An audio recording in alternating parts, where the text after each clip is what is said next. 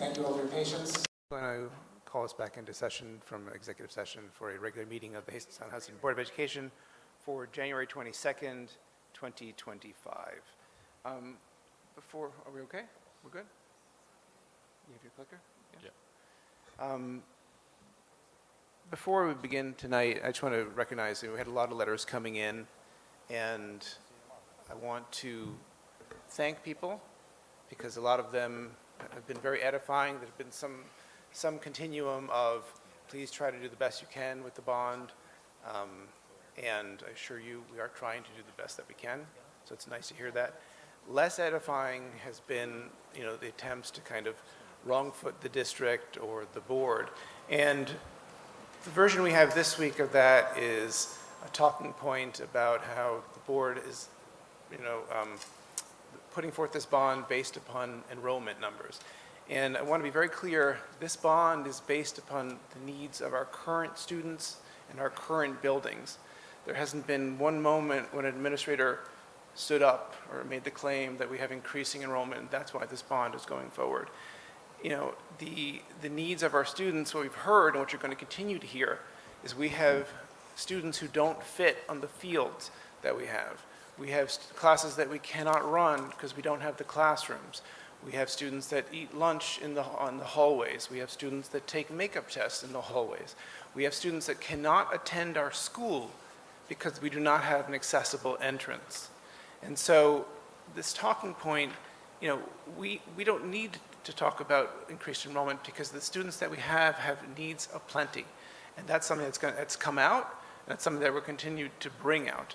But I'd like that to be put aside. I'm happy that there's all this interest in students that we don't have yet, but the students that we do have plenty of needs that we need to meet. So I'd like to focus on them going forward. So on that note, Dr. McCursey, highlights. So we'll begin the meeting somewhat traditionally, which is with multimedia, just the narratives and images of how we're doing, and because there's a lot to continue to celebrate in Hastings.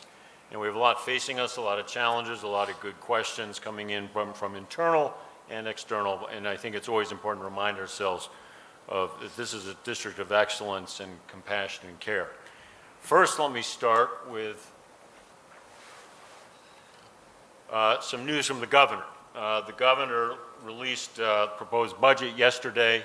Many of you may know New York State is one of the few states that allows non-budgetary items to be in the budget. And there's quite a significant recommendation put up here on this chart. And again, this material is in the public record. It's quite intentionally in the public record, so it's already posted. You can go find it. But what we have here is Governor Hochul coming true on her promise now for months to take what is actually a much stronger stand on devices in schools than many of us as superintendents anticipated. Here is saying by August of this year, we have to have a plan that basically from the beginning of the school day to the end of the school day, K-12, phones are not allowed. We are already there, elementary. We are already there, middle school. High school, you may, if anyone's been tracking the board discussions and even memos and documents, materials I put out last spring, I put out a very strong statement that this year we'd be looking at for the coming year how to quite substantially limit the use of mobile phones in the high school, and that we would engage students in thinking about that. Any claim, and very thoughtful on saying, particularly with high schoolers, let's get them in the discussion.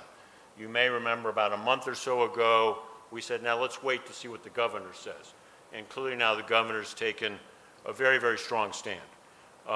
What's very important here for context is in Connecticut, also a Democratic governor, and parties do matter. There, the guidelines were put out saying, please reduce phone use, but left a lot of flexibility. This here is leaving almost no flexibility, other than is we will have to sort through what it means for IEPs, 504s, some other health needs. It's all right up here in this short statement. This comes, if you want to know the source, from the New York State Council of School Superintendents, so it's a very good, reliable source. In addition to what you read up here, the legislation, you can see by the phrase internet-enabled devices. These are personal internet-enabled devices, so these are not district devices. but it will extend out to, obviously, you would think, smart watches, other BYOD technologies, and that has to be sorted out. I've also noted already in here about we'll have to be thinking about special needs and how that relates to this. I will say as a superintendent that actually in this case, the governor's helping. I think the strong feeling in Hastings is we needed to find a way to help in our high schools reduce mobile phone use. We've been doing, as I call it, pouching now for 2 years in the high school, and as Kai has explained in other meetings, it's actually working pretty well. Better this year than last year, and better last year than the year before. And it was Lou Pietro who put that in with Melissa Hardesty, and the pace picked up. So this, though, will take it to a whole nother level. No hallway use, no lunch use, no recess use. Not that our high schools are taking recess, but in terms of when they go off campus, that's a different issue. We'll sort through the particulars. I'll bring you those updates, but I'm almost forgotten how big a topic this was for us a little while ago. But my hunch is, listening to Hastings families a lot, that I think the vast majority are going to say this is really helpful. And in full respect, because the student leaders, student union leaders have been bringing their cautions to me on this the last several months, I know they will have mixed feelings, but we will have this land in a way that everybody feels respected.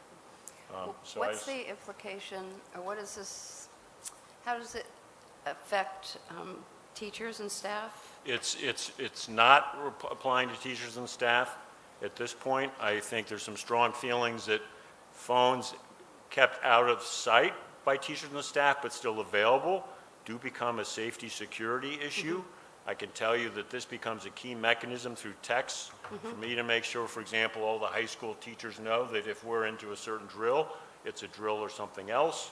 So the phone, and I know a lot of superintendents in the state feel this way. I know our security advisors feel this way, that if we were to, we have to role model, we can't be just, but there is a valuable tool for the adults. But these are all things we'll come back to. Right, and I think we have to strike that balance of being a role model, but also having we'll it get accessible. there. Yeah, I just wanted, it would be inappropriate for me to have a board meeting the day after the governor's made such a big announcement on something that had been a big concern in Hastings to stay silent on it. So, but I promise you we'll be coming back to it. Related, the technology committee's meeting, I think, next week. This is a topic for them, and we will be updating from that work. The rest of this is the celebratory part. Some may be celebrating what I just told you, but the real celebratory information is here. We've been doing look-ins in these documents, the idea of a glimpse of what's happening in our classrooms. This is Hillside, it's in winter chorus. You get a sense here of both with the narrative and the images of what's happening. Again, a lot here to celebrate. Now we move to the middle school and a classroom look-in. This is Exploring Justice in Ancient Civilizations. It's Davida Cruz's classroom and the work they're doing there. Again, the detail, I urge you to read it and absorb it. Let me show you, though, that image. That's our library turned into classrooms. Because of the Farragut wing issue and lack of space, once that entire wing has been taken offline, we are using every space possible within the Farragut complex to keep our students there. So the media center, and many of you may know exactly where that is in the media center, that's now Ms. Cruz's classroom. If you imagine that off to the left behind those partitions in what was a classroom is the middle school office. So you have the principal, assistant principal, and their support staff in that one classroom. But that's an example just there of the way we're using all the available space at Farragut. And we'll be meeting here now for the rest of the year, which I think is kind of exciting, but that's because the high school auditorium and the middle school auditorium are all busy, and the blue lecture room is a classroom, fully, for 2 teachers. High school look-in, chemistry students. This is a nice example of one of our newest teachers coming up with a very creative way to work with students. Interesting enough, at those images, just so you have a sense, those are students explaining their work to guests. The top photo is actually our new assistant principal, Tara Ware, who's already been incredibly visible and out and about, and taking this opportunity to have a conversation with a particular student. You can't tell who it is in the photo, as to their work in chemistry. But again, I'd urge you to read the narrative. Here are more photos from this work from one of our newest teachers. We have an exciting weekend. Sports and athletics matter in Hastings. This is a great tradition of celebrating John Costello, whom the court is named for, and it's a whole run of contests against, dare I say, our rival, I'm told our rival, Dobbs Ferry. And so it's an exciting day coming at us, and I bet Kai was going to pick this one up, and yep, there we go. You know me too, Bob. Well, that's good. And now here's details. If anyone is wondering who Mr. Costello is, here's great detail on all of the achievements that led to the recognition. And now, staying in the basketball theme, we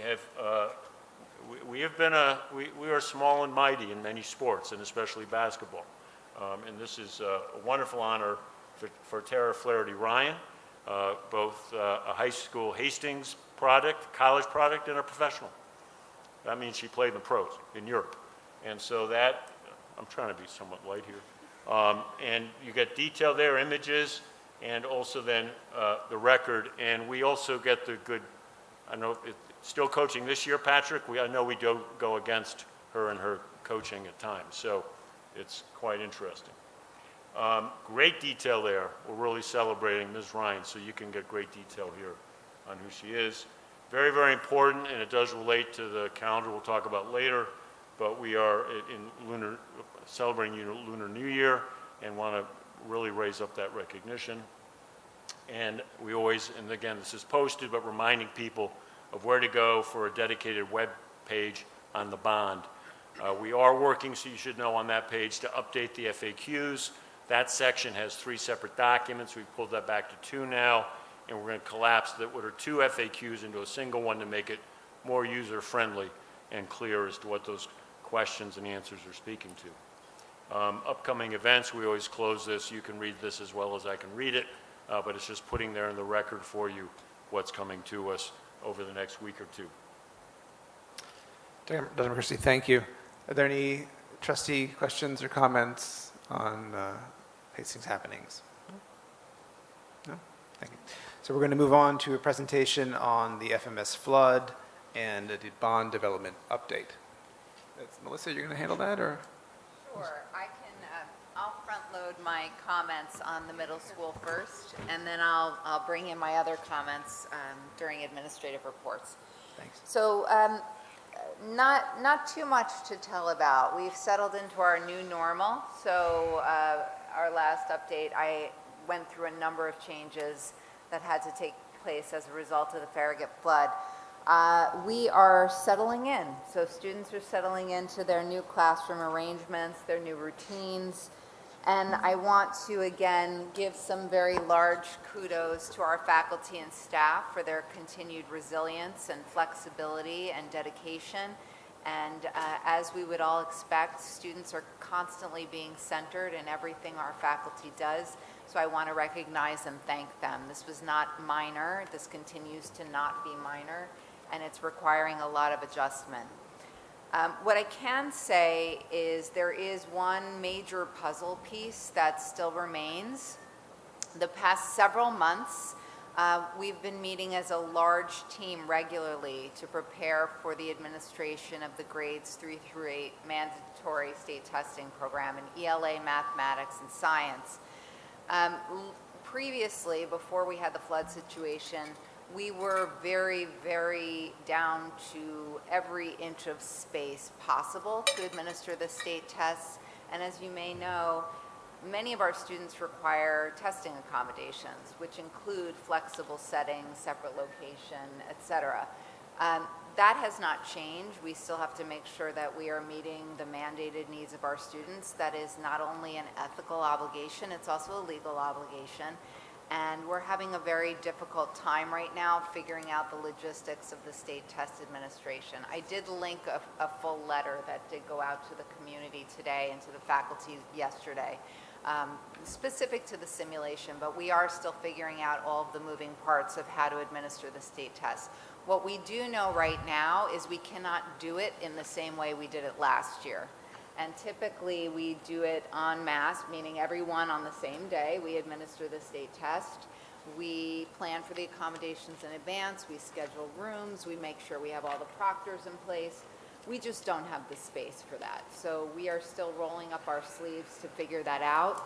I'm flagging it for us now because I am quite positive that the solution is going to have to be something incredibly creative and outside of the box, and it is likely we cannot administer the state test on the same day in the middle school, which is a first for us. Added complication is that the state is requiring a shift to computer-based testing, and they have given a rollout for things for how to do that. So the intention earlier in the school year, which districts have to actually plan for and order for, test ordering essentially, is that before all of this happened, we had planned to do grades 3 through 8, all of the computer-based testing as, one day, everyone on the computers. We were planning to do the simulation where we were testing the latency, the bandwidth, the rooms. We are taking a different approach. So we still have to do the computer-based testing. That is how we ordered the tests earlier in the school year, so that is not going to be able to be a pivot. And in most cases, we have to administer them computer-based. The state is requiring them. We had a little bit of flexibility, but decided that that wasn't the best way to go, to administer tests in different ways and different modalities to different grades. So we'll get flexible. The simulation is going to be quite easy in the sense that we have a whole faculty that is prepared to support, make sure the devices are ready to go. And the test itself is just simply a 10-question simulation where kids can go in, they can play around. It is lower than low stakes. It's not being graded. It's not being scored in a way that stays in the system, and after the simulation everything basically gets canceled out and the district gets some information on what we need to be thinking about. And what we already know is we do need to be thinking about space, we do need to be thinking about timing, and we do need to be thinking about a very creative tiered approach. So I will have more information on that soon. We're all very active on figuring that out. But that is an update on the Farragut situation with that at the forefront at the moment. Are there any questions or comments? I just want to say I know that the children who receive testing accommodations and resource room in the middle school, special education students or students with IEPs who have been significantly impacted. I've talked to some middle school students who receive resource room, and I've heard that the kids used to have a dedicated room, right, 1 teacher, 5 students, and now because of the flood they're kind of all together, which I've heard is a little fun, but from the kids. But I just want to thank everyone, the teachers for dealing, and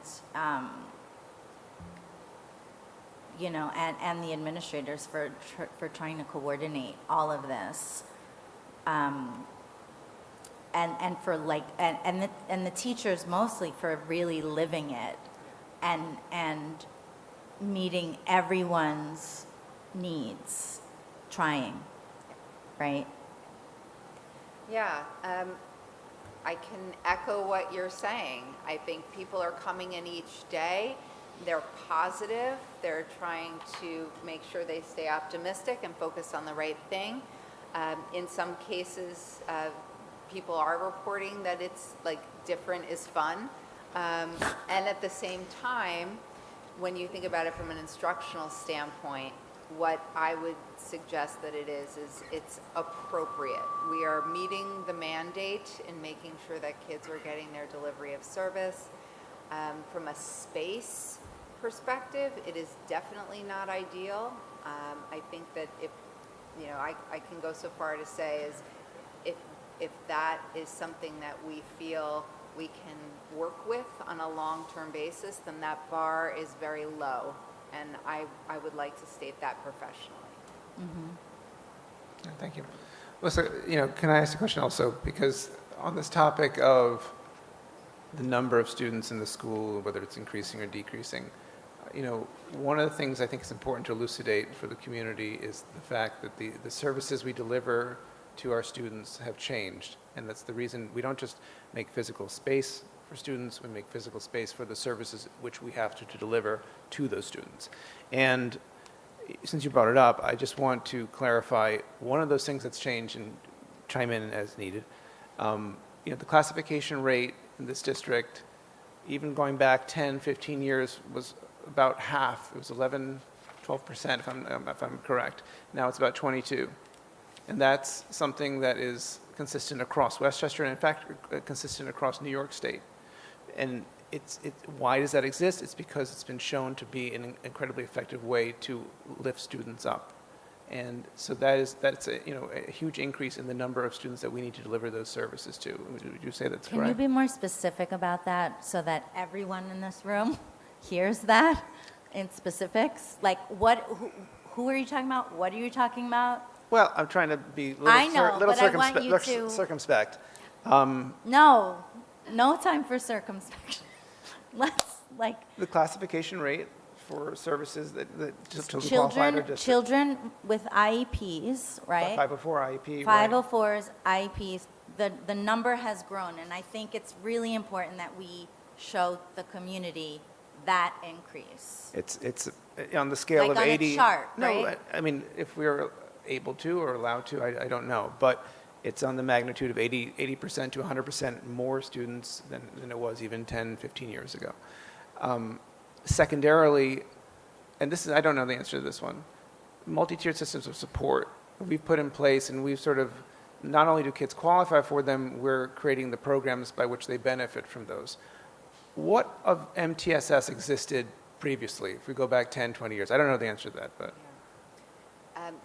I can't personally go back 10 or 20 years. However, what I can say is predating me, MTSS looked very different, even in terms of intervention support, right? So we didn't have the math interventionists at the middle school. We didn't have math interventionists at the elementary school either.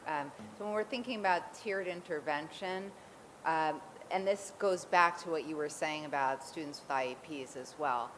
Sometimes it's not even a matter of number of students. Sometimes it's around intensity of service needs, right? And so when we are having more effective processes and we are catching students younger and we are delivering services first within the classroom, right, a tiered support.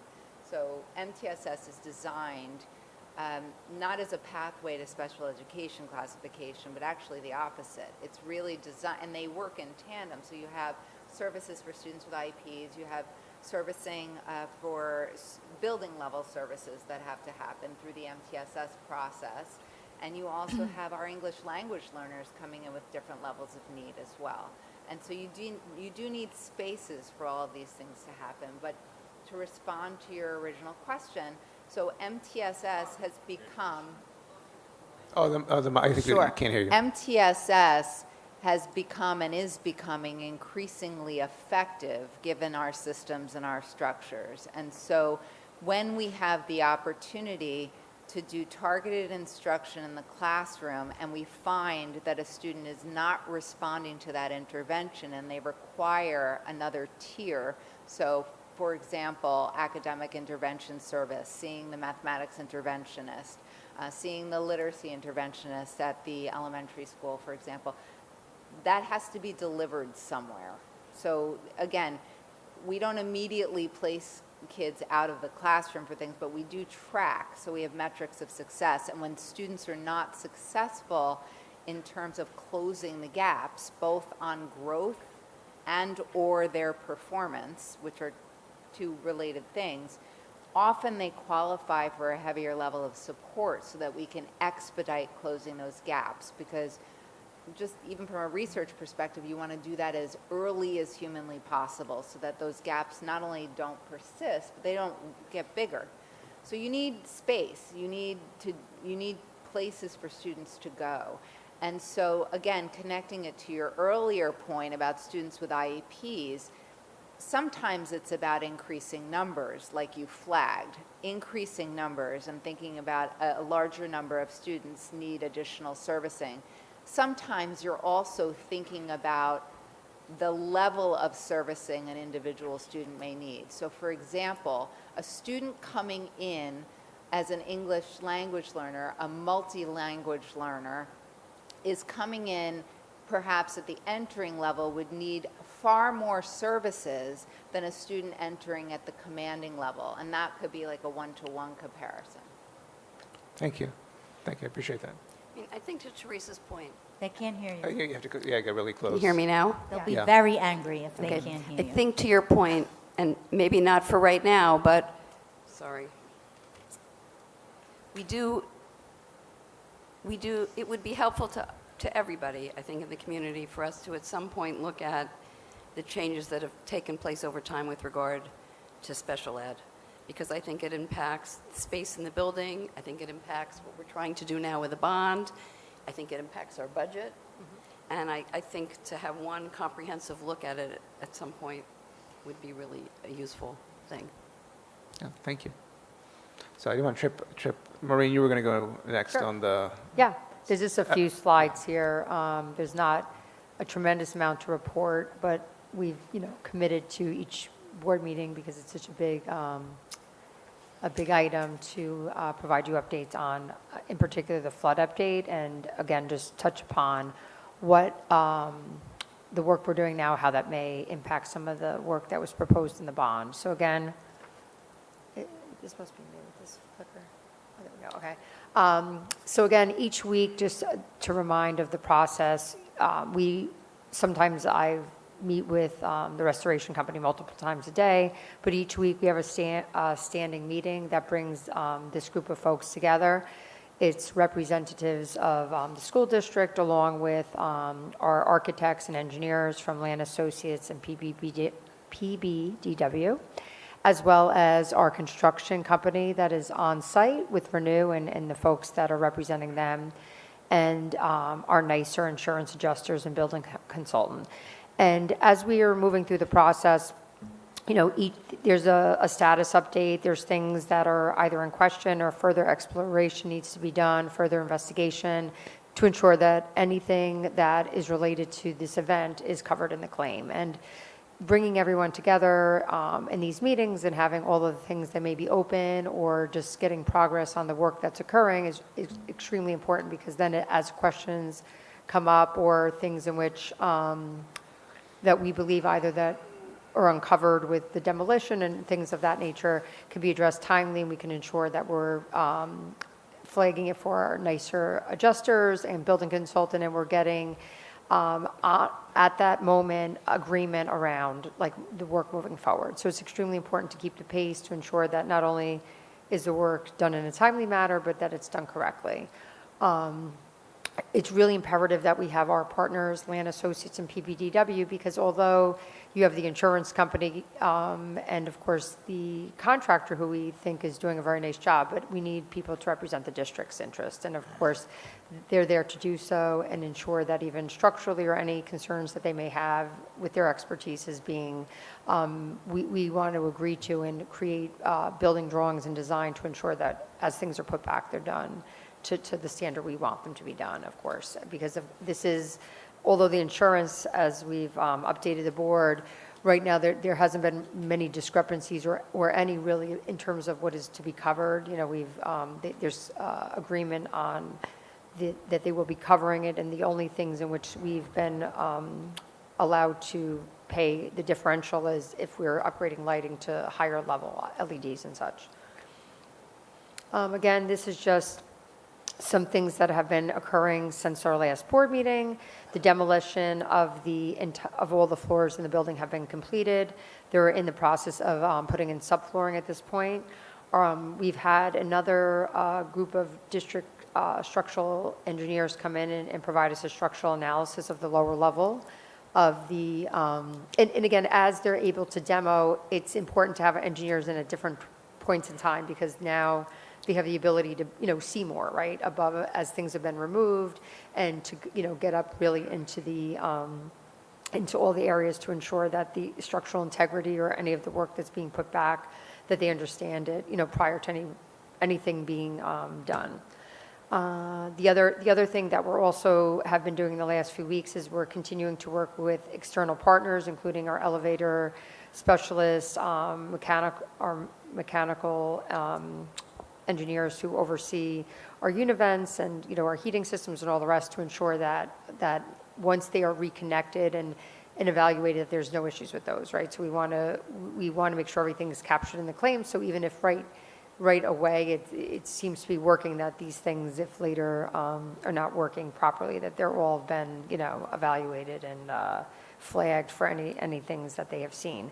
We've been working with an external fire alarm specialist, and this is something we've spoken about the fact that this occurred in the first place is something that we've done an investigation. The insurance has done an investigation. So we are looking to bring in a new alarm company, but we're also having a fire alarm specialist who will be making recommendations for the alarm system as it exists in the full Farragut complex. And again, just to remind you, a lot of these professional services will be covered by the insurance, because had this event not happened, we would not need to engage these professional services. So we are been speaking to our insurance broker to say, we feel that these are connected. A lot of this professional services that we're engaging. So although the board approves it, we will be submitting claims for all of these professional services. Okay. We have spoken about this before about about what may be things that may be changing in the capital bond as we move forward in relation to the work that's currently being done at the Farragut complex. One of the line items we've spoken about previously, but I've put it back in here again, is there was a very targeted line item for either 5th or 6th grade classroom hallways. Both were in. We had put, I believe, one hallway in the current scope of the budget, and basically the upgrade of the flooring, lighting, cabinetry, and all that. And right now, of course, being that this is covered with the bond, that line item will in fact come out of our bond scope. But in addition to that, we are looking at other areas of the scope of work as we determine, is there an opportunity here to change some of the scope of work, meaning there's certain areas in the lower floor, if we were to design them differently, would there be some cost savings in other parts of the bond process? Now, those are things we're working with our architects and engineers to kind of do that evaluation, saying if we were to be able to, gain space in a different way here, are there some, now that's not to say we still believe we need the addition, but in terms of some of the interior renovations, which is another about $4 million line item in the budget, elsewhere we're thinking that there may be some opportunities here to bring that number down significantly by doing some of the work a bit differently in what the restoration of this project is. And again, this would be something that would be covered, because we had so much plaster in the building, and we're likely going back with not plastering the ceilings and such, we should be getting an insurance credit for that, so that may lend us some opportunities to get some other work done that we would like to see, and may then transform the spaces, which will then help us in other areas of the construction. But we need to sort all that out before we come back to the board. But we think there's some opportunities here for, in this terrible event, to potentially, tighten up the scope on the bond work in the Farragut complex. Did you want to say something on that, Bill? Yes. Okay, sure. Yeah, I just want to underscore, back at the slide that lists the team, Yes. it's really important. There's a lot of checks and balances here, a lot of triangulation. Decisions are not being made, for example, about what they should tear out or put in. Yeah. Because it's in their interest financially to tear stuff out or put it in. They are not making that decision. That's guided by the engineers, it's guided by the insurance discussion, and fundamentally it's then the decision of the district. And Renew totally agrees with that sort of check and balance. So I want to assure, the reason we're showing this list is you've got NYSER. They're the insurance company, and rightly so. They're scrutinizing any potential expense. Right. But having them in as early as we have and repeatedly is helping us get to the best place where as much of this work as possible will be paid for by insurance. So but again, the checks and balances matter here. The board needs to know that, the community needs to know that. That this is getting done with great care for doing this correctly, honestly, and fairly.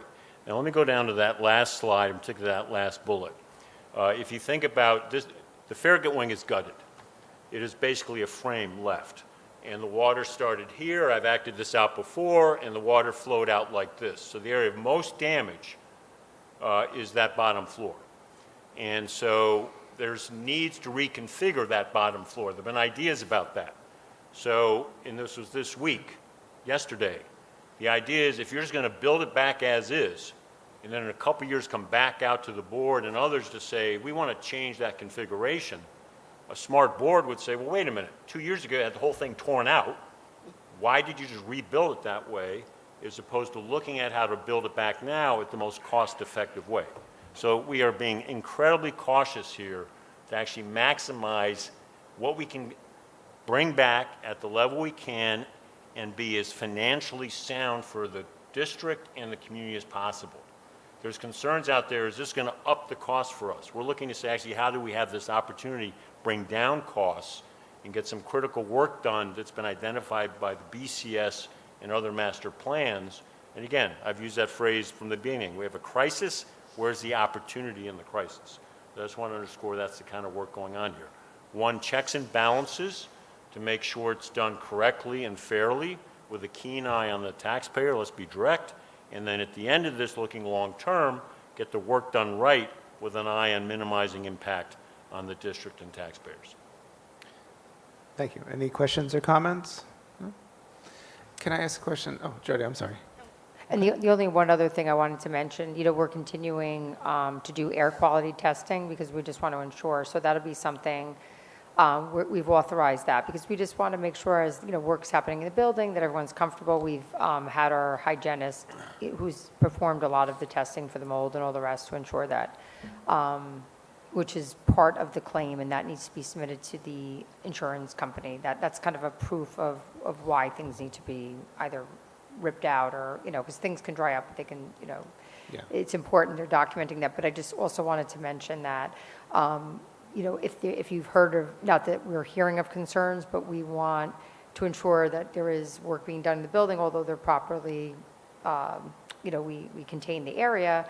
It is still a construction area, and we want to make sure that in the winter where, windows are closed and doors are closed, everyone's just feeling comfortable with the work ongoing in the building. So we'll continue to do some air testing, and we're going to do some this week, and then, as different scope parts of the work are occurring.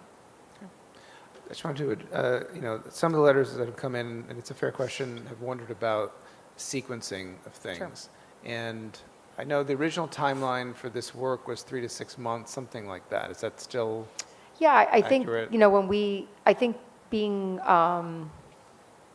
I think as Scott had stated, we made the plan to be out of the building, that this will be for the remainder of the year. I think initially, without understanding the full scope of work, there was different, that earlier 3-month timeline to a later 6 months. To me, right now, it looks as though this will go into like July. I think we'll be back in there in the beginning of August. I think, but again, seeing the level of the scope of work that's occurred, and again, there's things in which, because there was damage to the downstairs ceilings, and the way, there's a lot that has to be disconnected, including electrical, mechanical, and all the rest to even get to where they need to be. It's a much more complex work that needs to occur down there now that we have further information. So as we gain more information, sometimes they shift. That's why I think we said 3 to 6 months. I think now it's more likely 6 months, but we're definitely won't be beyond that.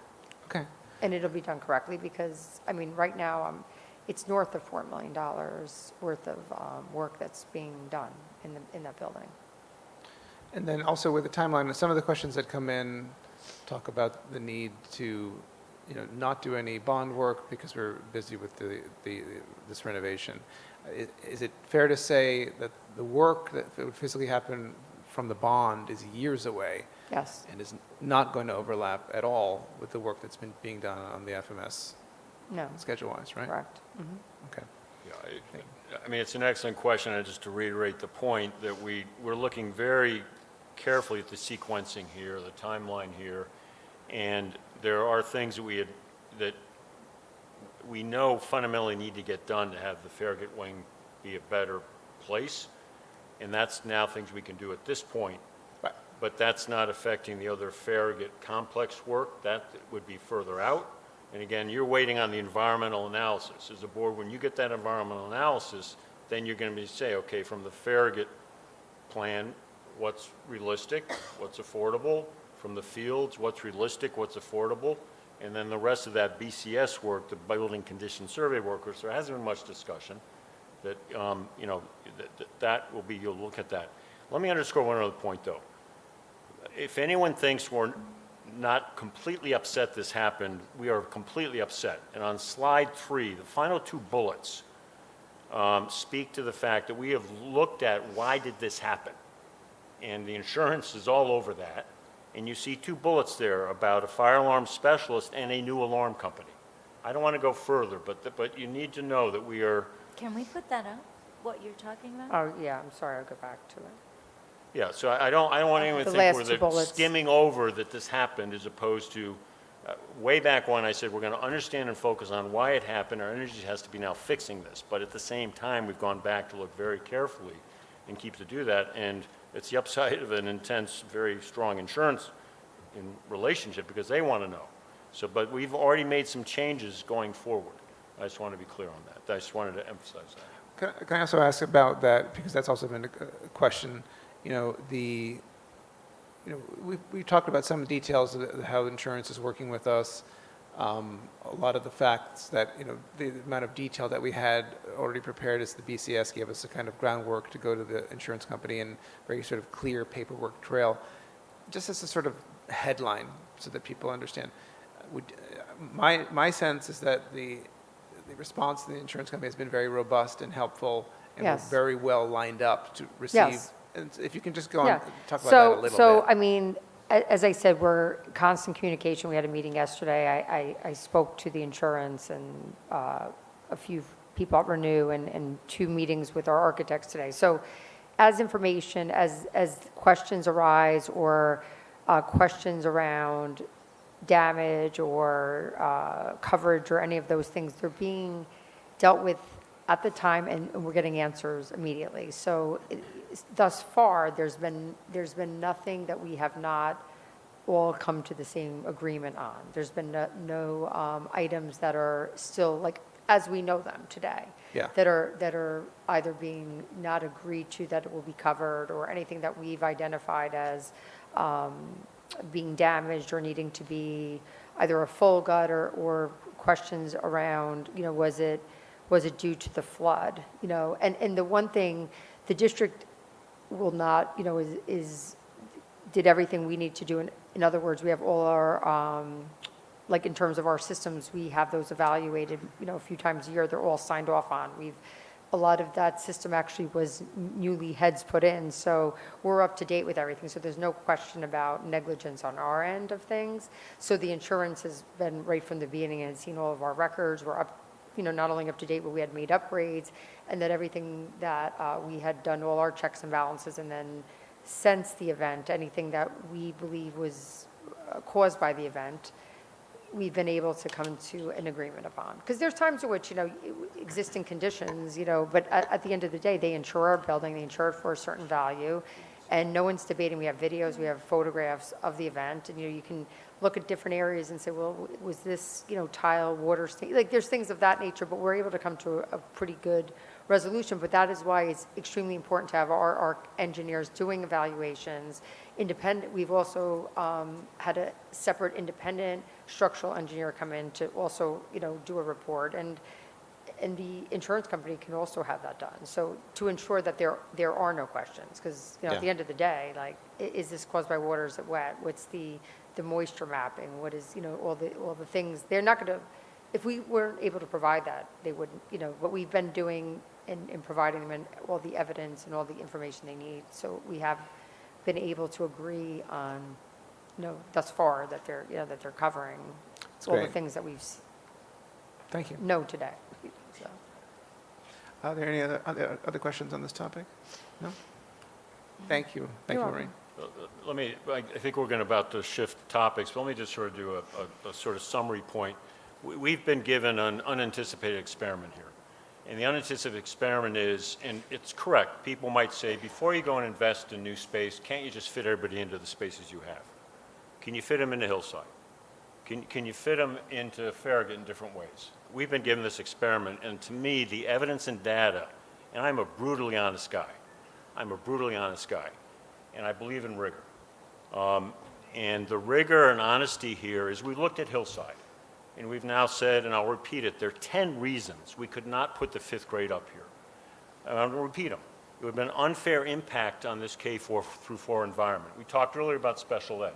It would have potentially disrupted the communication classes. Some of our children with that most important need for a certain space. I guess read in that group for 4 students, each with a one-on-one aide. Wonderful children. But would we have moved them to a different space?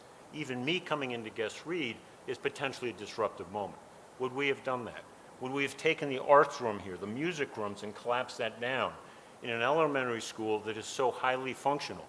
And we're sitting here in a space that is productive, lovely, not grand, but this community rolled up its sleeves and invested in this space, this community. The classrooms here now have the quality space you need. All of that would have been crowded and not possible. It just was not going to work here. We looked honestly and rigorously at it because at Farragut, we have teachers doubling up in classrooms. We've taken away the media center. We've taken away the auditorium. We've taken away the lower auditorium. Library. We've taken away the blue lecture room. I went to the high school teachers today at a faculty meeting to thank them for all the flexibility and patience they are bringing. And yes, they're doing it with grace, but we are jammed down there. There's not extra space to put them in. I come down to this meeting today, our wrestling meet is going on in the cafeteria. Some might say that's kind of creative. I would say we're tacking towards subpar. Hastings is too good a district. When it gets this experimental opportunity, do we have space not to pay attention to the facts and the evidence, the information? And again, I'm a brutally honest person, and I'm going to bring that honesty. And in the team with me, if they're not honest, they know about it. Rigor and honesty is what we're doing here. And so this space, Hillside, is a fabulous building. To have put 100+ children here would have disrupted this building for 5 or 6 months and the learning here and not address the issue at Farragut. And now we're jammed at Farragut. We're making it work. But there is not extra space there to go and rearrange without some significant investment and done cautiously and carefully for the taxpayer. So we have a long discussion ahead of us over the next several months, but we all have to, again, look with good clarity at the experiment and the evidence that this thing has given us. Yeah, can I piggyback on that actually, just to point out, I especially that there's no decisions that have been made about what we're going to do, but especially to point out that the BCS, one of the critical components of that was those architects and engineers talking to the teachers, the staff. It's not a document that is just they walked around and thought what they would like to do. They're taking in input from the entire ecosystem of the school. And to your point, I don't think it's brought up, and we talk about the students a lot, but I don't think it's brought up even enough that with all the sort of patchwork things that we do to make things work, even before this, that we have 400 staff, teachers, administrators, coaches who have lived with a lot of these things for quite a while, who are looking at us and wondering, well, what are you going to do about this? How are you going to make this a better situation? And that's something that as a board we take very seriously and that we feel just as much as we feel from things coming in from the community. I don't think that that's visible enough going out. So I just feel I have to mention it. Thanks. Can I just? Sure. I want to belabor a little bit, Bill, something that You're a little closer to the mic. Yeah. Okay? I want to belabor something, Bill, that you brought up, just because it keeps surfacing and resurfacing, and it's the whole question about Hillside, and whether the 5th grade could move to Hillside, even to the point that people have said that we didn't do that this time because that would interfere with what we're trying to do with the bond. And I just think we need, we have to keep going over these points. But if I hear what you're saying correctly, and that everybody considered this, that space-wise, that it's not just that it would be an inconvenience to move the fifth grade here, forgetting about Yeah, things like parking and things like that, I- that there is really not enough space here, even with some adjustments, to be able to bring the fifth grade Yes, to so I- Hillside now or in the Yeah, future. I deeply value questions. I grew up in a family, my dad's an academic, a scholar. We were born to value questions. We were also born to value honesty and rigor. And I think that it's natural to doubt and ask questions. Right now, we're in an era where public officials, it's empirical. We're at one of the most lowest points of support, the highest point of doubt.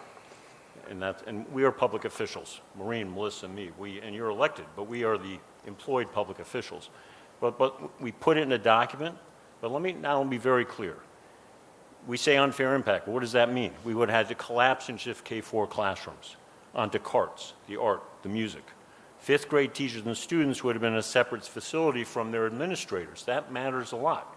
You can't ask these administrators to pick up that extra load because of that relationship, nuanced understanding of both the teachers and the staff and the students. There would not have been the opportunity for fifth graders to have the special area classes. They would not have had access to after-school activities, the fifth graders. They would have had difficulty accessing special education, as I mentioned, in a very real way, in terms of the communications classes, et cetera. They would have had difficulty in access to guidance, counseling, psychological and social work services. Their lunch period would have been 1:30 in the afternoon.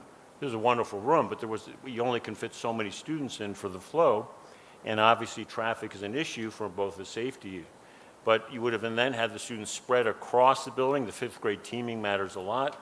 These are not matters, and I appreciate using the term, these are not matters of convenience. These are a matter of quality education for the fifth graders, but then what's happening in this building.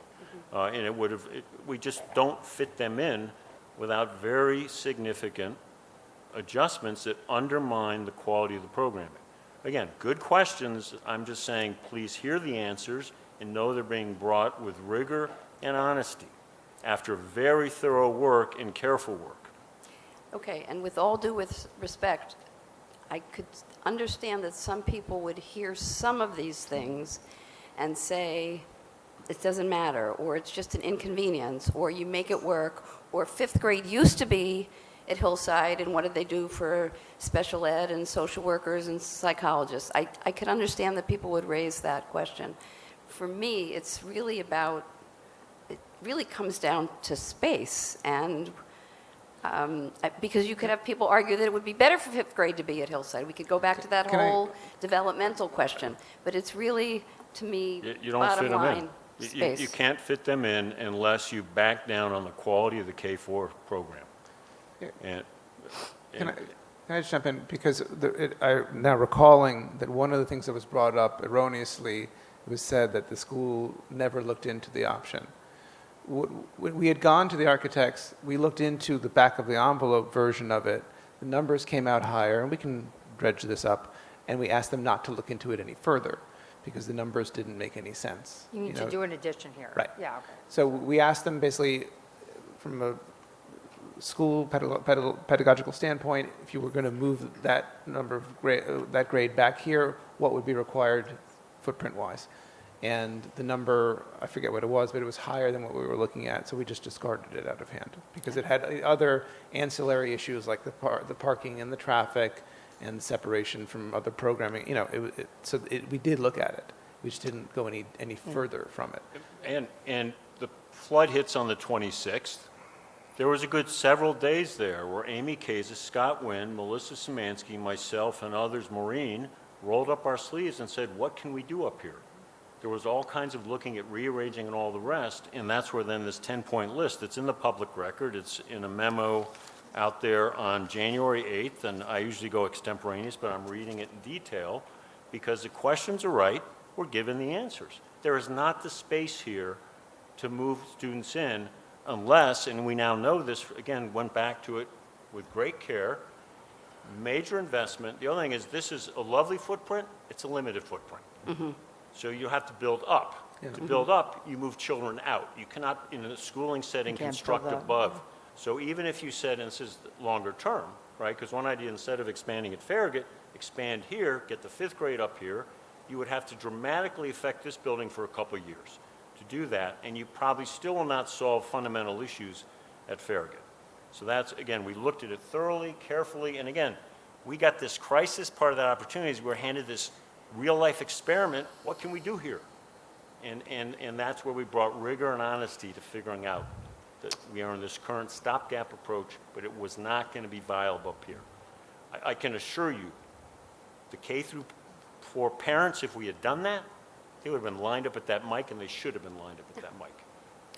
One of the things that may be helpful, because I'm sure, like, for the public, that there's some, well, how can you fit everybody in Farragut now, right? Because that's like a legit question. You can say, well, you know, although we know people are displaced, but when you get the room back and all the rest. So I think, you know, I'm just thinking out loud now to work with the architects to say, you know, just to kind of, again, go back over what is being recommended and, you know, like kind of to bring it back there, because as we think about, we're out, you know, the classrooms that are now currently offline, but, you know, we're able to do some shifts. And I guess I'm thinking maybe a question people may have is, can you rearrange some of the things that are in the high school longer term? Is that going to be a solution? I think we, as Bill said, I think because we do know how that is currently working and how that looks, and even with the space back, would we be able to kind of, you know, grab some space there? And I think, you know, I can work with the architects to kind of hit those points, because I think that's an important, Yeah. like, I'm thinking, I may think that, you know, like, wow, we've No, shut for down sure. the Farragut, maybe there are some opportunities that we haven't previously, you know, considered that would maybe not require as large of an addition or something different that could be some other kind of option as we now look to reorganize spaces. But I think being they did that full programming, I think it'd be important to they can kind of look at how we're currently using the building, look at the initial work that they did and kind of, you know, remind, because I think that I can see why that would be called into question somewhat, you know, more so at the Farragut, you know. So I think we can definitely engage them in that process to help us with that. That'd be great, that'd be useful. Any other questions that have come up while we've been talking? No? Okay. Moving on to administrative reports from Dr. Jasmansky for curriculum instruction. So I gave I the wasn't sure, Farragut so- Middle School update earlier. The written text is for you here. I did want to follow up on our last board meeting where Bill explained that there would be an update on the K-12 Gender Committee. And so that has been formed, and there's still a little bit of room for folks who, faculty who still want to join that committee. And I just, again, from a space of transparency, included what I sent to the faculty around that work moving forward. We're interested in enlisting diverse perspectives to support the work of the committee. We have 12 faculty members as of today who are engaged to participate. And the representation is faculty from across different roles: administrators, teachers, support staff members, in the way of service providers, and certainly with differing perspectives. And we're looking forward to a very productive and collaborative set of inquiry sessions. The intention is to make sure that we are having student voice involved from a space of what we call empathy interviews, meeting with students, trying to understand their perspective as learners in the system. And then moving forward, doing an inquiry in terms of the gender lessons. And as you know, they've been here at Hillside for many years, and it's 1 30-minute lesson per grade. We will be keeping our eye on making sure, above all, that we are committed to a welcoming and affirming environment for all of our students. And the New York State Education Department is where we take our guidance from.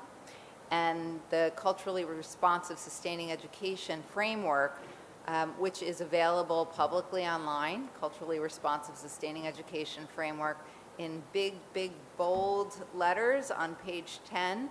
Culturally responsive sustaining education is grounded in a cultural view of learning and human development in which multiple expressions of diversity, for example, race, social class, gender, language, sexual orientation, nationality, religion, ability, are recognized and regarded as assets for teaching and learning.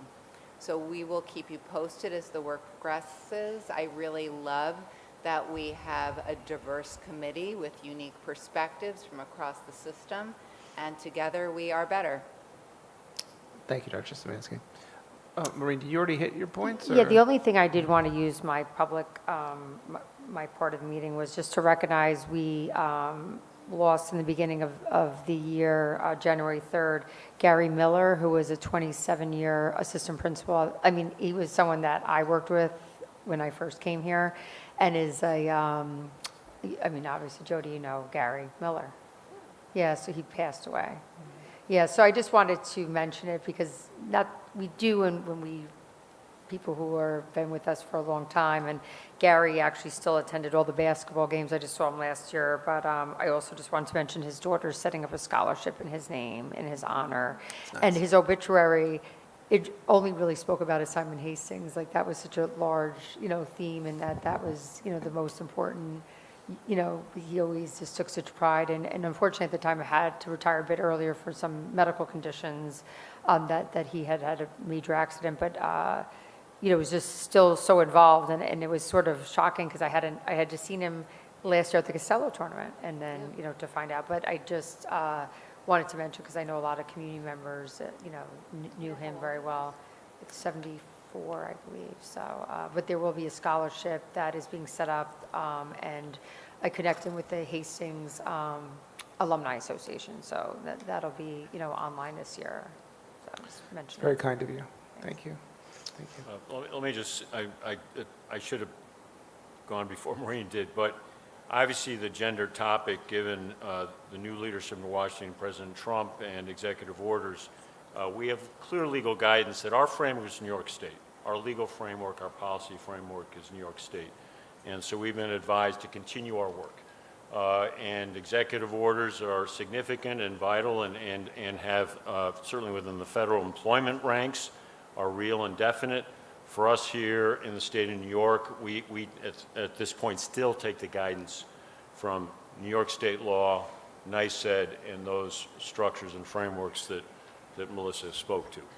There was a question today on DEI and diversity questions. There are other questions regarding immigration. We're paying attention, we're listening, we're not taking political stands. That's not our role as educators. Our role is to help people deal with whatever are the outcomes of certain policies, not to comment on the policies. So I'm just saying, for us, as we do this work, we're sensitive to the federal framework. We also know how that relates to the state policy and legal framework. I have a question on, excuse me. I have a question on the committee that's being formed. You said it's a diverse committee of faculty, and then you're doing empathy conversations with students. Yes. Why are students not invited to sit on the committee? So I think what we need to do first is try to understand the student perspective. The history of those lessons is that they were created by members of the faculty, so I'd like to start there. But it doesn't mean that we can't change our perspective on who's sitting on the committee. This is a starting point, and I like to design with, and right now the design is to start together as a group, establish norms for the committee, how we're going to work together, establish some key outcomes, engage in an inquiry process, and at this time, I'm taking a pathway in leading the group like I do with other content areas, which is that if we are engaging in an inquiry process where we're delving into it, we've included student voice and perspective, but they haven't sat on the committee work to design curriculum. So that was the initial thinking around how the committee was being formed. Yeah, it's a Yeah, good sure. question, excellent question. Student input, family, parent input will be very important. I think what I've seen in a long career is if we got to get our professionals to understand, because they're the long-term people on this work. So they sort of help frame it, help understand it, they've got to deliver it, and there'll be lots of active opportunity for input. But if we don't provide our faculty the space, as it would be for any area, gender, chemistry, physics, go right down the list, that chance to together work on what is the plan and design in a space, that they need that space. And then there'll be lots of critical input, and particularly on this topic, more so than there might be on the other areas, be it some of the content areas I mentioned. But I think it's really important to give our teachers, our professionals, that space to reflect and then come up with a plan, but then get lots of input. And also from a space of curriculum, instruction, and assessment, our education professionals have gone through just programs really to learn around developmental readiness and lesson design. So there's a content piece, there's a way that it's received. We definitely want to make sure we have student voice in their lived experience. And to Bill's point, we want the input. We want to make sure that we do have different stakeholders involved in providing feedback on that. But from a pedagogical perspective, I've always felt really strongly that when it comes to curricular design, our teachers and our administrators have a lot of professional expertise in terms of crafting lessons, thinking about developmental arcs as part of their learning. So that's why it wasn't meant to not include a group, but rather thinking about who's looking at the curriculum and the lesson piece, and then making sure that there's also involvement from different stakeholders in terms of formative feedback to help guide us in terms of the lived experience, and also some feedback on the other side to say, okay, this is what you've worked on, here are some thoughts. So is it about design or content? It's both in terms of actually looking at the lessons. Okay. I think that when it comes to the genders lessons, I'm seeing this as, are we taking advice from, this is a mandate from the superintendent that we do these lessons, or is this a faculty piece that the faculty has voice in whether we do these lessons or not? And where do we fall on that? Because if the faculty doesn't have a voice in what they say, the committees doesn't have a use, because it's going to come down from the superintendent, which is going to be a conversation through the parents and parent groups that's saying, we want these lessons, we want the superintendent to enforce these. What happens if the parent group says, we don't want to teach these because we have a diverse perspective on this group, and the majority of people that join this committee are against the lessons, but then Bill comes and says, well, I'm the superintendent, we decided that we want to move forward with these lessons, what was the point of the committee at that point? I'm worried that the committee is going to have some misguided individuals on it that differ from the culture of Hastings, and it's going to cause some contention between faculty and the superintendency. So that is the art and science of being the facilitator of that group and making sure that we have norms, we have key outcomes, that we have an understanding of the district's commitment to the culturally responsive sustaining education framework. And then as a facilitator, that's the art and science piece, because my role is to help build bridges and to operate in a space where we have a shared commitment to making sure that we're honoring all children. And there's not going to be a person in that room who can't get behind that. So that will be my piece in this puzzle from a leadership perspective. I completely, that's a noble quality to do that, but there are going to be people that say that their opinion on children receiving these lessons is their idea that they shouldn't receive these lessons, and that's their idea of what good education is. So how do you combat that? I think you provide, well, one, the commitment is to honor the dignity and respect of all of our children, wherever they may be on a diversity continuum. And in the state of New York, gender is a critical aspect of that. Still exists. Still is a critical aspect. So we value respecting and providing an opportunity for students to foster that respect. This is a time for us to say, how do we deepen and broaden that work in a way that is accessible, understandable, and agreeable to as many people as possible. You're an expert educator. You put 3 educators in a room and have a different point of view. You put 50 at different points. We will have different points of view. The strength later is the different points of view of the educators. That's why it's so important. Let them start. let them have that space to work through with the overarching commitment is what I said, I hopefully as cleanly and clear as I could. And then what is the best way to bring this work forward? And then also get the student input, family input. I've sat with a range of families, and there's diversity on this point in Hastings. And I honor and respect that diversity. Similarly on the faculty, there's going to be a range of point of view. But I want that voice, that shared, and I think for our faculty right now, they need that space as professionals to share it, so then we get to the next phase. And if they feel they've had that space to voice, we have a much better opportunity then to get to a very productive, constructive, forward-looking approach. And I don't know if that helps. Do we have a time frame on when a decision might be made on the lessons, seeing that the lessons, I believe you said in the spring, we would see if the lessons would come. The spring is approaching, right? So it'll be here before we know it. So do we have kind of a general idea of when we have what we're going to do with the lessons? My hope is that the committee has completed its work by mid-March, and that's how it's designed. Things can happen in between in terms of sometimes we need more meetings, sometimes, we have an ellipsis on something that we need to put a period at the end of the sentence on. So there can be a little bit of flexibility on that, but right now, the hope is by mid-March, and that's the last date of the committee. Thank you. Thank you, David. And now, Kai, thank you for your patience for our student report. Alrighty. So as of right now, there's not a whole lot going on. So this will be reasonably brief. We had our lovely day off on Monday for Martin Luther King Jr., and we have no classes this week in the high school for Regents Week. Lots of classes have midterms going on.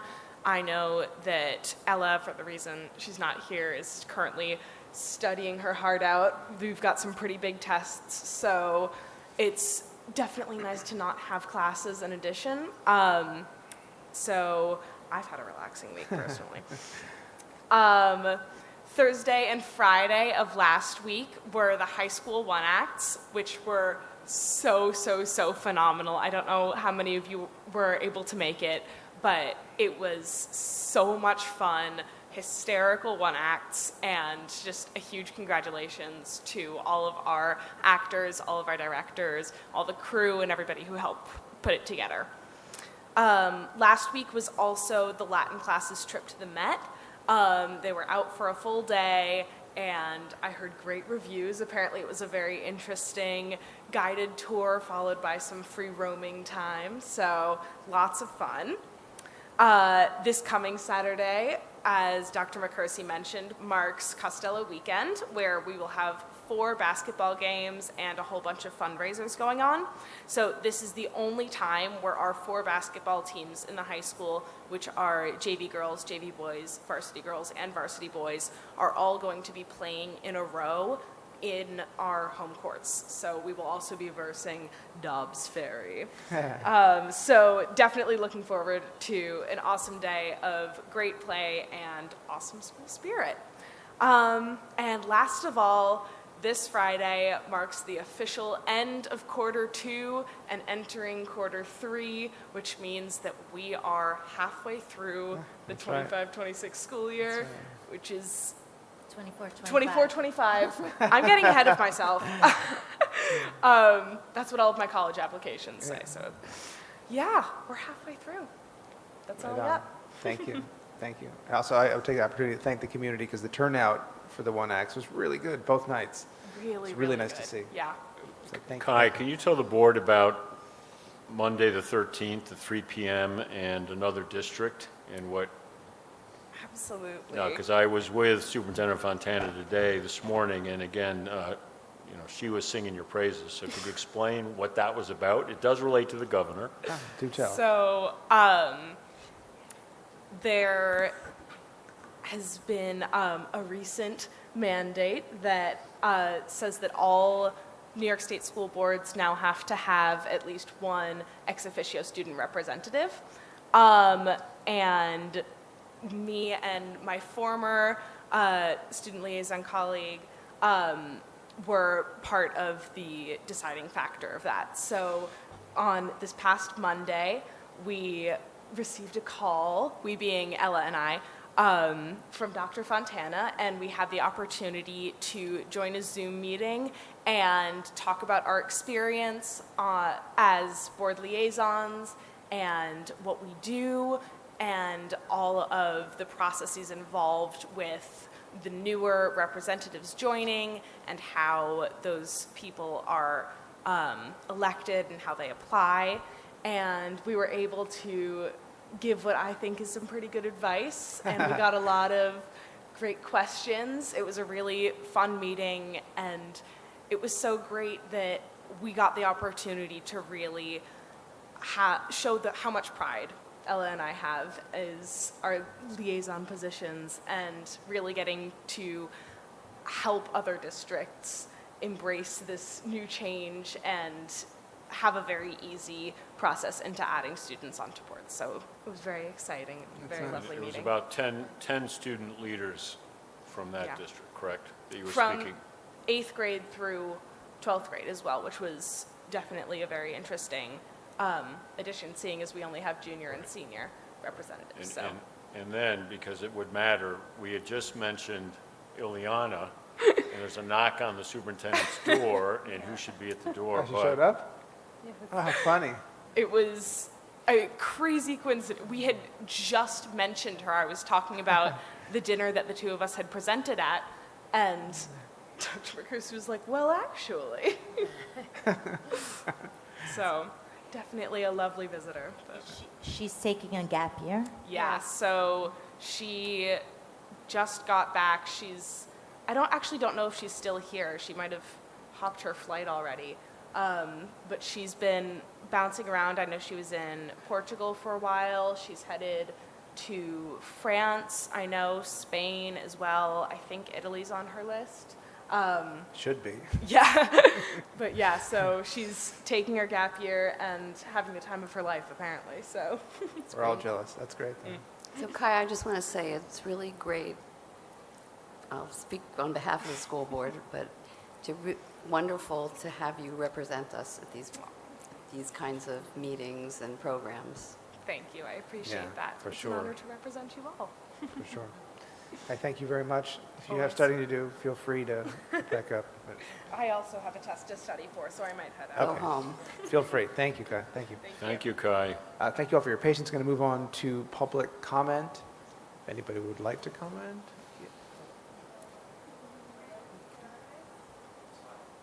Randy left. That mic's live, right? Over there? Is that where we're heading? Okay, yeah. Good evening. Yeah, it should be live. Give it a test. Hello. Do you hear me? Yeah. Hi, Alex Lunias, 14 Euclid. A little closer with the mic. 14 You Euclid? can take it out of there if it's easier. I'm not singing, though.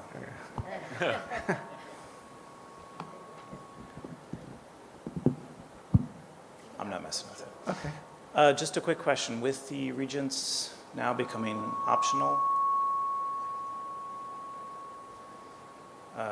or going away completely, I was wondering if there was any thought about the end of the school year and how the late June date was usually pushed out because of regent tests, and if that's now going to be reconsidered, maybe pulling it in a little bit. That's all. Thank you. Thank you. Yeah, we try not to answer questions. It's a comment, but I think some clarity here would actually help. Yeah, it's a pretty easy one. It's a really good question. We're waiting on the state to come up with an answer, and it would not be effective this year, and no doubt next year. They've given us the regents date for next year as well. So I think we are still, regents are still going to be there, and I think that's why we still have that regents date given to us. So I probably just gave you the answer in that last sentence, that as long as regents are there, even as an option, the state will give us that regent scoring date. That's what's really going on with them giving us the end of school date here in New York State. But I guess we typically don't answer questions in public comment. When it's in a small group and it's going to just help move the ball, we do that, which we just did, I hope. Thank you. So. No, for sure, I saw.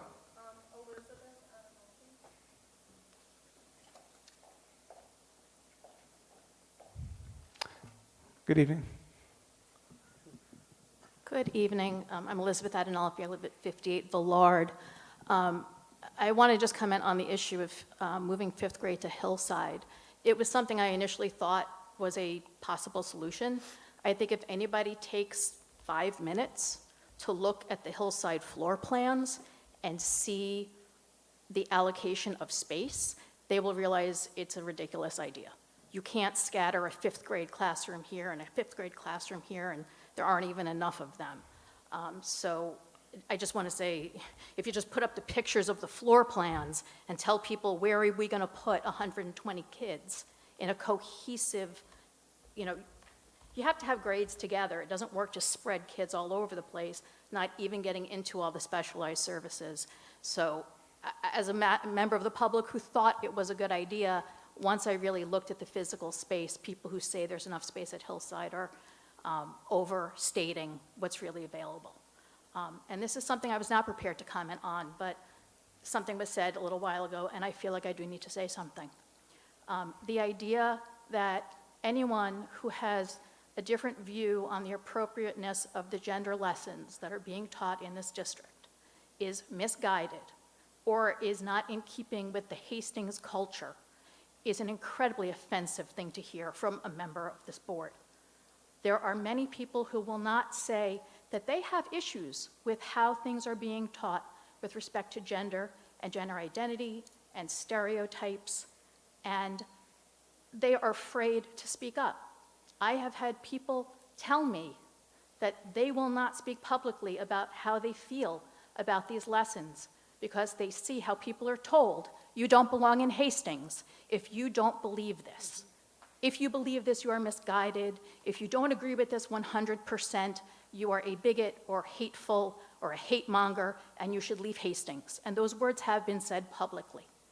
So the idea that if you don't toe the line, that there can be no difference of opinion on this, no good faith disagreement on how these ideas should be taught to our children, when they should be taught to our children, and how and by whom they should be taught to our children.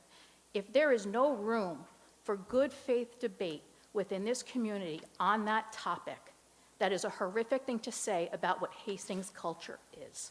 That means it is exclusive, it is intolerant, and it is an echo chamber. And I think that there's been a lot of echo chamber going on. You can believe in diversity of expression. You can believe in valuing everyone's ability to be who they are and who they want to be. But you can also believe that people's concept of self and identity and how it's developed and what parents' roles are in that is also important. And it was incredibly offensive to hear that it is misguided if anyone disagrees with what this district is doing with respect to gender. Thank you.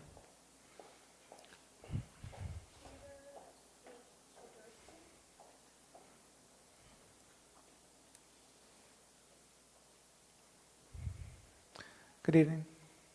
Good evening. Peter Swiderski. I'm with the Hastings Sustainable Schools Group. We're pleased to hear our talking points are registering. We will always share our emails with the board ahead of time so you are not blindsided. We react to the information the board provides, and we're quite careful about our statements. A specific claim about rising enrollment was made, in fact, last meeting by the superintendent.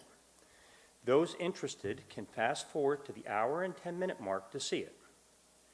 We will, in the future, footnote our statements with the evidence we rely on in our emails. You've clarified tonight that the proposed building expansion is not about enrollment. We are happy to agree with you that expanding enrollment is not an argument for an $11 million expansion to the building. And for the record, school-wide enrollment is down by 95 since 5 years ago, with 81 of these in the elementary school, which strongly implies that this lower elementary enrollment will impact middle school and high school class sizes in the years ahead. What you're reading in your emails and hearing from residents is that people are scared of being priced out of the community they love and have lived in for many years. Please don't underestimate that level of concern. As difficult or unpleasant as it may be for you all to hear.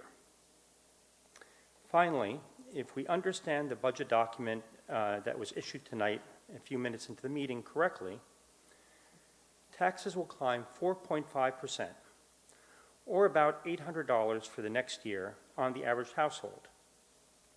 The bond would add another at least $800, and we believe much more, to that.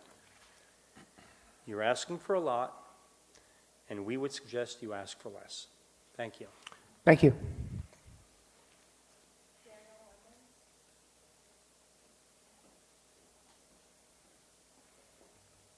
Good evening. Good evening, Daniel Lemons, 31 South Drive.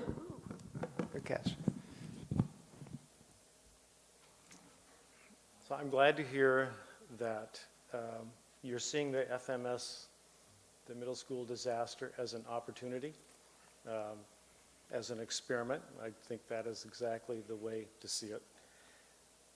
That you're looking at that way suggests that you don't know at this point how that school is going to look when you're done. We heard it described as a shell, which I can well imagine that it is. Some of us have suggested earlier, this is a time to pause on further design work because you don't really know what school you actually have or will have 6 to 9 months from now or whenever that renovation is done. My own experience with space is I never have enough, and usually when I work at it and take the time and think creatively, I get a whole lot more out of my space than I ever imagined I could. What I would suggest, again, for you is that you put your creative energies, which I think are considerable, into this exact experiment that you are running with the middle school. How can you now optimize that space within what you're going to be able to do, and then see what you need to do to design more. If you do that, you're going to have much more confidence on the part of this community that supports you and wants to support you. Thank you. Thank you. That's it. Thank you very much for your comments. Moving on, let me catch up here. Oh, the preliminary budget presentation. Yep. So, Maureen Carballo, welcome. Welcome back. Thank you, I'm back. Bill, do you want to open up, or do you want me to kind of? Yeah, you go ahead. Let me just say one overarching point. What will be presented here would be the budget rolled over. We're not going to bring you that. We're going to bring you a budget at tax cap. Yes. Thanks, So Bill. let me repeat that. What we are presenting here is what would have been if we've been working intensively to get to a budget that's a tax cap. So Yes. we want to kind of show you this, and on one of the slides, it says in no uncertain terms, we'll be bringing you, as difficult that is, a budget that's a tax cap. So an incredible work to get to efficiencies and all the rest, again, respecting deeply the taxpayers of Hastings. Can I just- And balancing that against, quality programming. So I just want to hit that point, and then maybe, Yes, sure. maybe if Maureen fills in. Yeah, do you want Can I to- just Yes, put a of little course. bit of backstory onto that, because we've seen a lot of the work that's gone into this, and it was a very, very challenging. I don't even know it's all reflected here. It was a very challenging year to bring a tax cap compliant budget. Yep.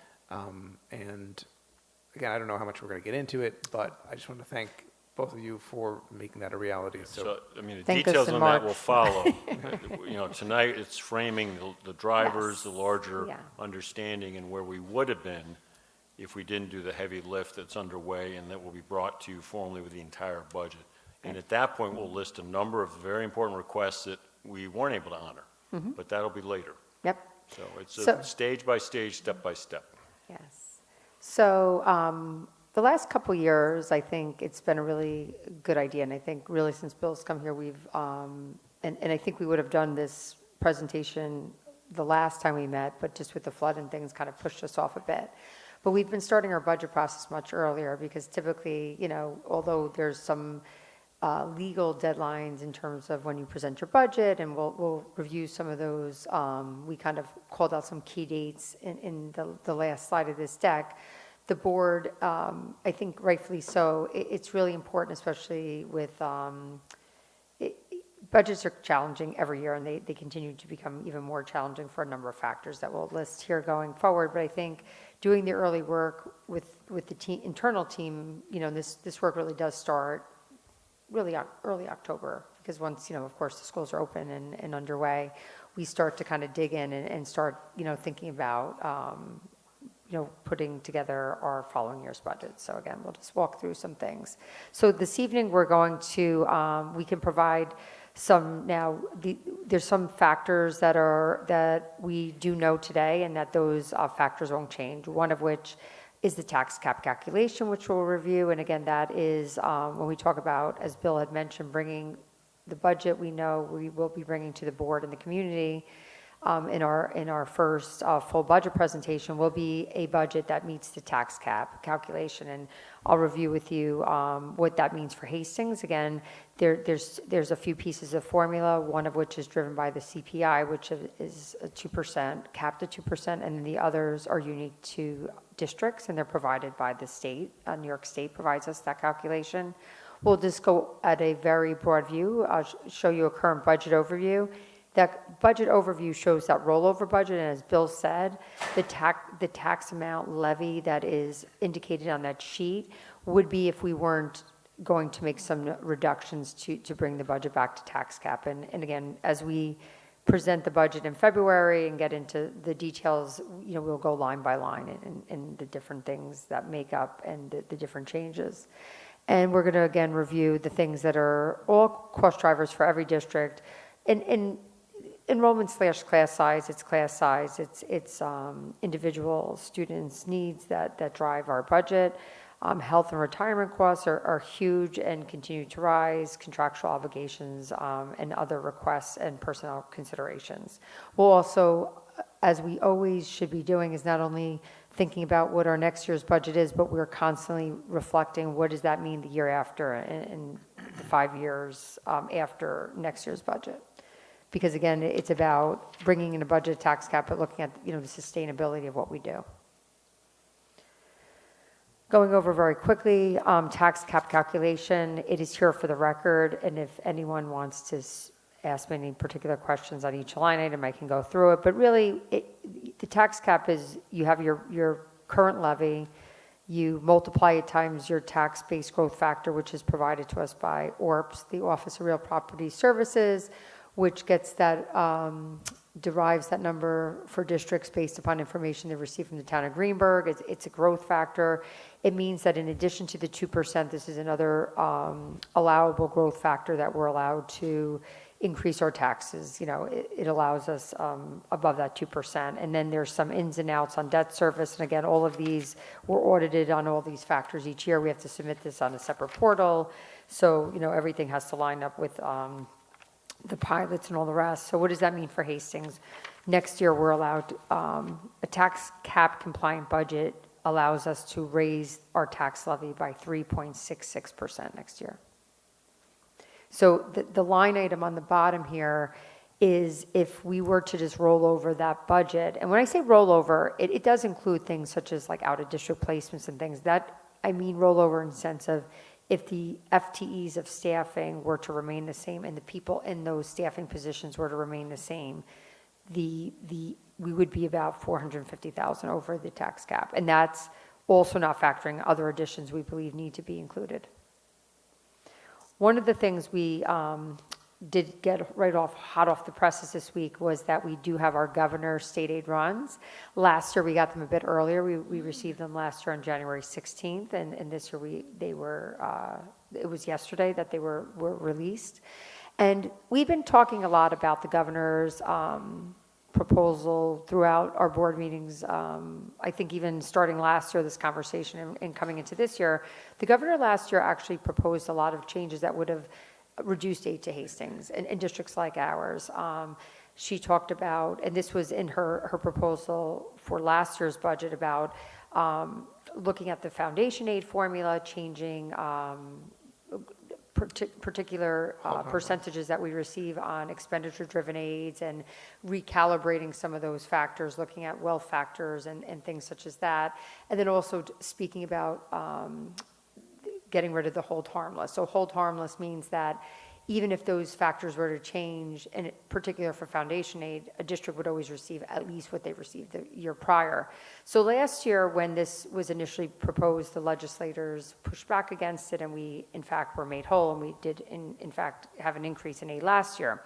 Now, the good news is this year, I think many of us, because that was on the table, and they did a large, she commissioned a review of the foundation aid formula, the report came out, and I think people weren't sure where that was going to go, right? Because she held off on implementing any changes based upon that investigation. So what we now know, though, is the current budget she released, we, in fact, will be receiving an increase in aid, and there's none of which what was spoken about last year, as part of last year's aid, is now currently at least not being is not part of her aid, of her budget proposal. So all of that is to say it's good news.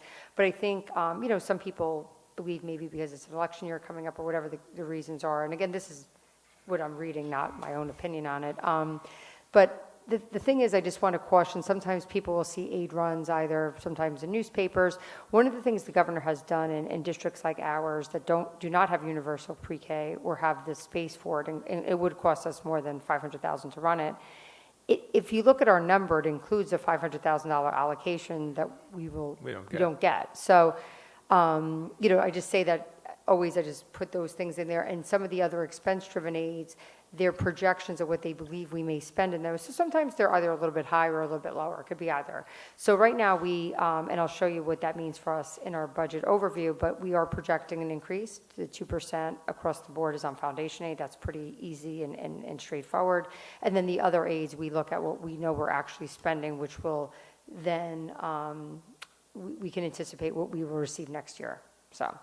But again, that was actually a bit of good news for us this year because I think there was a good amount of concern. And I know Bill, his group of superintendents, there's a lot of discussion around it, and I think everyone was quite relieved on the proposal. Yeah, this is Maureen's piece, but let me just say things very clearly because the superintendents now, it's a positive out of COVID. We stay really closely tied, and particularly the Westchester County supers are known for being real advocates. I'm a fellow traveler there benefiting, but here are the three things. There was the Rockville Institute did quite an expansive study of foundation aid.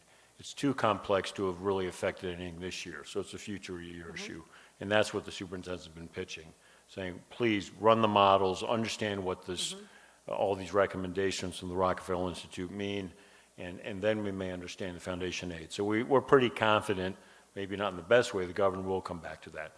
The other area that there was question about was the hold harmless, and that seems to have been, if you will, untouched for now.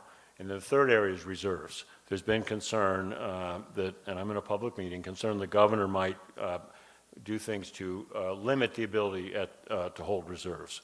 We're very cautious with that. We respect it greatly. And it's really important to have those reserves.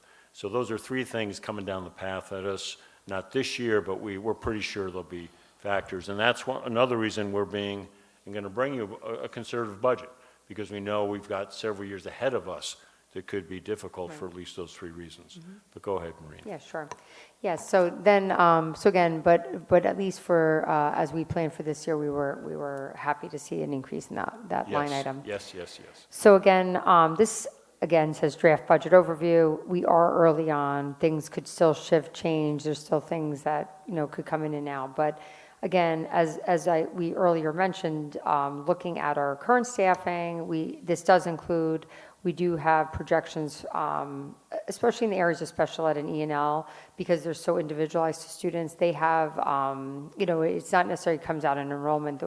There's could be shifts either up or down based upon the needs of the students that are either projected to be with us next year, and including incoming CPSC students. So, based upon that, those factors are included in these numbers. So where does that leave us?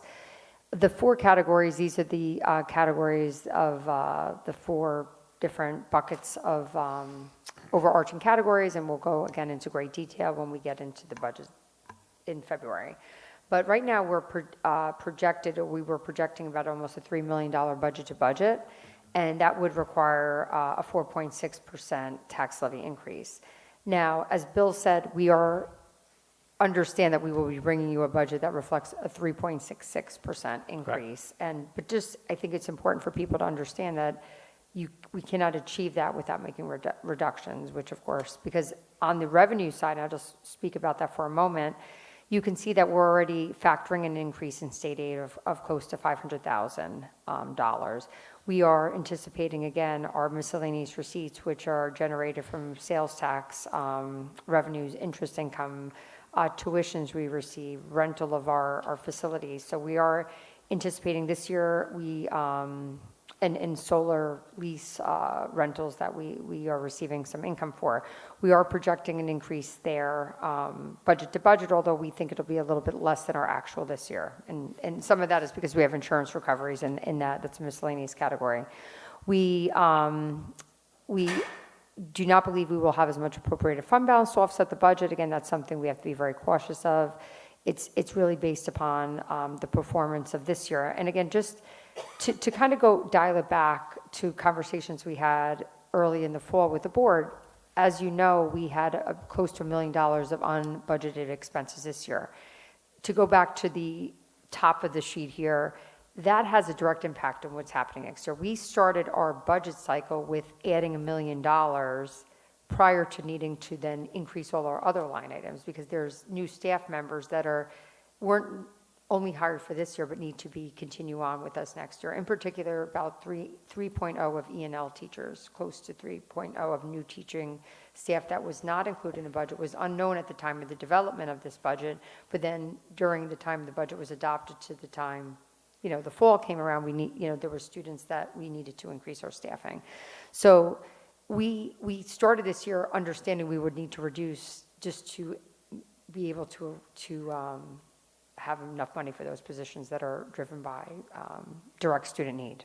Yeah, those costs moved, they were funded from fund balance and then Correct. moved on to the budget for the following year.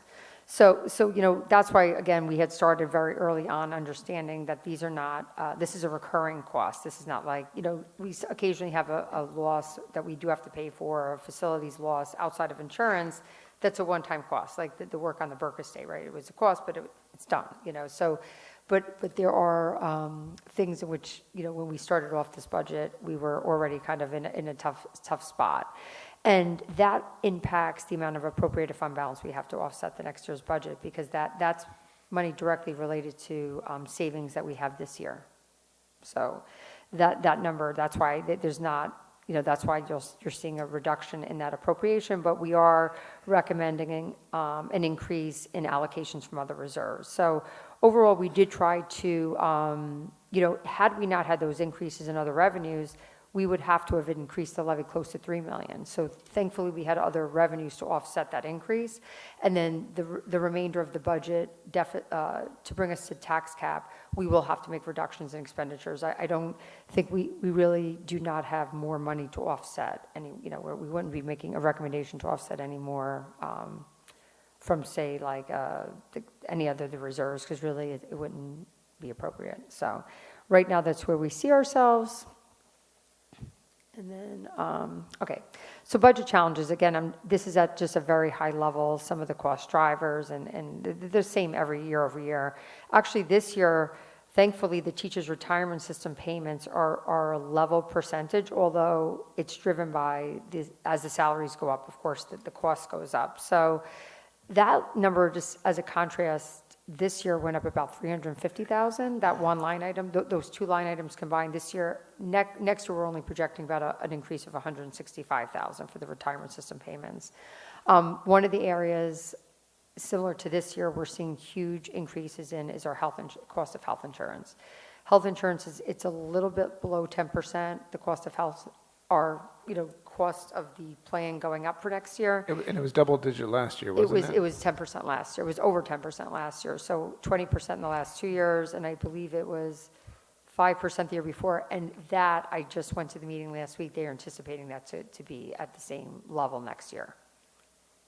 And that being said, just in case anyone is curious about, well, what other options are there for health insurance, contractually, we're obligated to either have the night ship, which is the New York State plan, or the Swiss chip, and that's the plan we participate in, which is a consortium of 25 districts in southern Westchester that have a consortium plan that the benefits mirror what is offered by night ship. If we were currently in night ship, which was the plan we originally were in Right, prior to used to be. the creation of this consortium in 1988, we would be spending probably for next year, for our costs, another $500,000 above what our costs are. So it is still a very competitive plan. And really, just health insurance is very costly. And this is, we have made some changes within the consortium benefits to try to contain the costs, or else that increase would have been more. There's some, costs that are passed on to the individuals and changes, and we try to keep the benefits as, and I say it's not my decision only, but, we look at ways to kind of either keep the benefit structure, intact, but then make some ways to soften those increases. So again, that's been a huge challenge for us when, you think about the levy, the legal limit of the levy next year is 1.7 million, 800,000 of which is just health insurance and costs. And that's the district's cost. And then those costs are also for our employees, many of which are paying 15 to 16 to 17% of the benefits. So they equally, a lot of the teachers have seen their costs, sometimes where they're saying, well, I made less last year, because if they're a top step, the increases in health insurance sometimes are more than they're seeing in the increase in their paycheck. So this is a cost felt by all our employees. Salary and step increases, again, approximately 1 million. As the board knows, we are entering into 3 contract negotiations. So some of it is, we do not know where those salary increases will land, but again, this is a combination of step increases and a money and certain amount of money that we believe will be needed to settle contracts for our employees next year. Overall inflation, busing contracts, that's just on our existing busing, but as I had mentioned earlier, the special ed budget, and this is based on individual student needs, some students who are new to us, some students that are incoming or already out of district placements from other districts, we see an increase of about 600,000 there. That number was initially about double that number, but there's been some consideration to create some programming for those students here. But as you know, we've spoken a lot about busing. There are some students that, depending on where the location of the program that they're attending is, it could cost $100,000 just to transportation is extremely expensive, and this is for our special education students, and some of which have physical limitations. And although we try to combine buses where we can, some of the programs, they could be over an hour away from us. So sometimes there's no other students going to those programs. So that number, and I'm not going to get into but it could be for only a few students. So there's shifts of it depends on individual student needs that can have a large impact on the budget. So again, we are anticipating about 600,000 of new costs there in that line item. So again, that brings us to about a $3 million budget to budget. And as Bill had mentioned and we had spoken about, there are quite a few, we're not going to go through those tonight, a lot of budget proposals that came through from all departments, all 3 buildings that are requesting additional staffing. And that is not included in these numbers. And we not only we bring down the budget about 500,000 to meet cap, but other priority needs that need to be added will need to come from another area of the budget. So it's likely we'll have to reduce further in order to provide staffing within, there are other needs in the district. Okay, budget goals. Here we go. So actually just to say 366, bring in a budget that does not exceed the tax cap levy. And actually this did change a bit because there's another factor in there, the BOCES cap factor that prior to getting that number, it was 369. I have to go back and just change the slide to 366. The tax cap's 366. And then also, as we'll go through, and I had just mentioned, there are other priority staffing that needs to be addressed, and it's part of the Farragut Middle School Action Plan. And I know Scott had presented at an earlier board meeting just in terms of the current class sizes in the middle school, current challenges, current lack of MTSS that does not exist only in the middle school, but both other buildings have MTSS and AAS within their staffing. So there will be things that will be presented within the budget to address the action plan he had brought to the board. And then again, we want to make sure that we have all our academic, extracurricular, and social motion programming that we currently have. We're looking to really optimize personnel and other resources, not necessarily cut, but optimize what we have and make shifts to ensure that other things in the middle school, as an example, are prioritized. And then, we wanted to make sure building this budget that we had the proper resources for our contract negotiations, in particular because the teachers represent the largest group, and that's a significant negotiation. We have to do this. We want to make sure we have the resources in the budget to ensure we have money available for our bargaining units.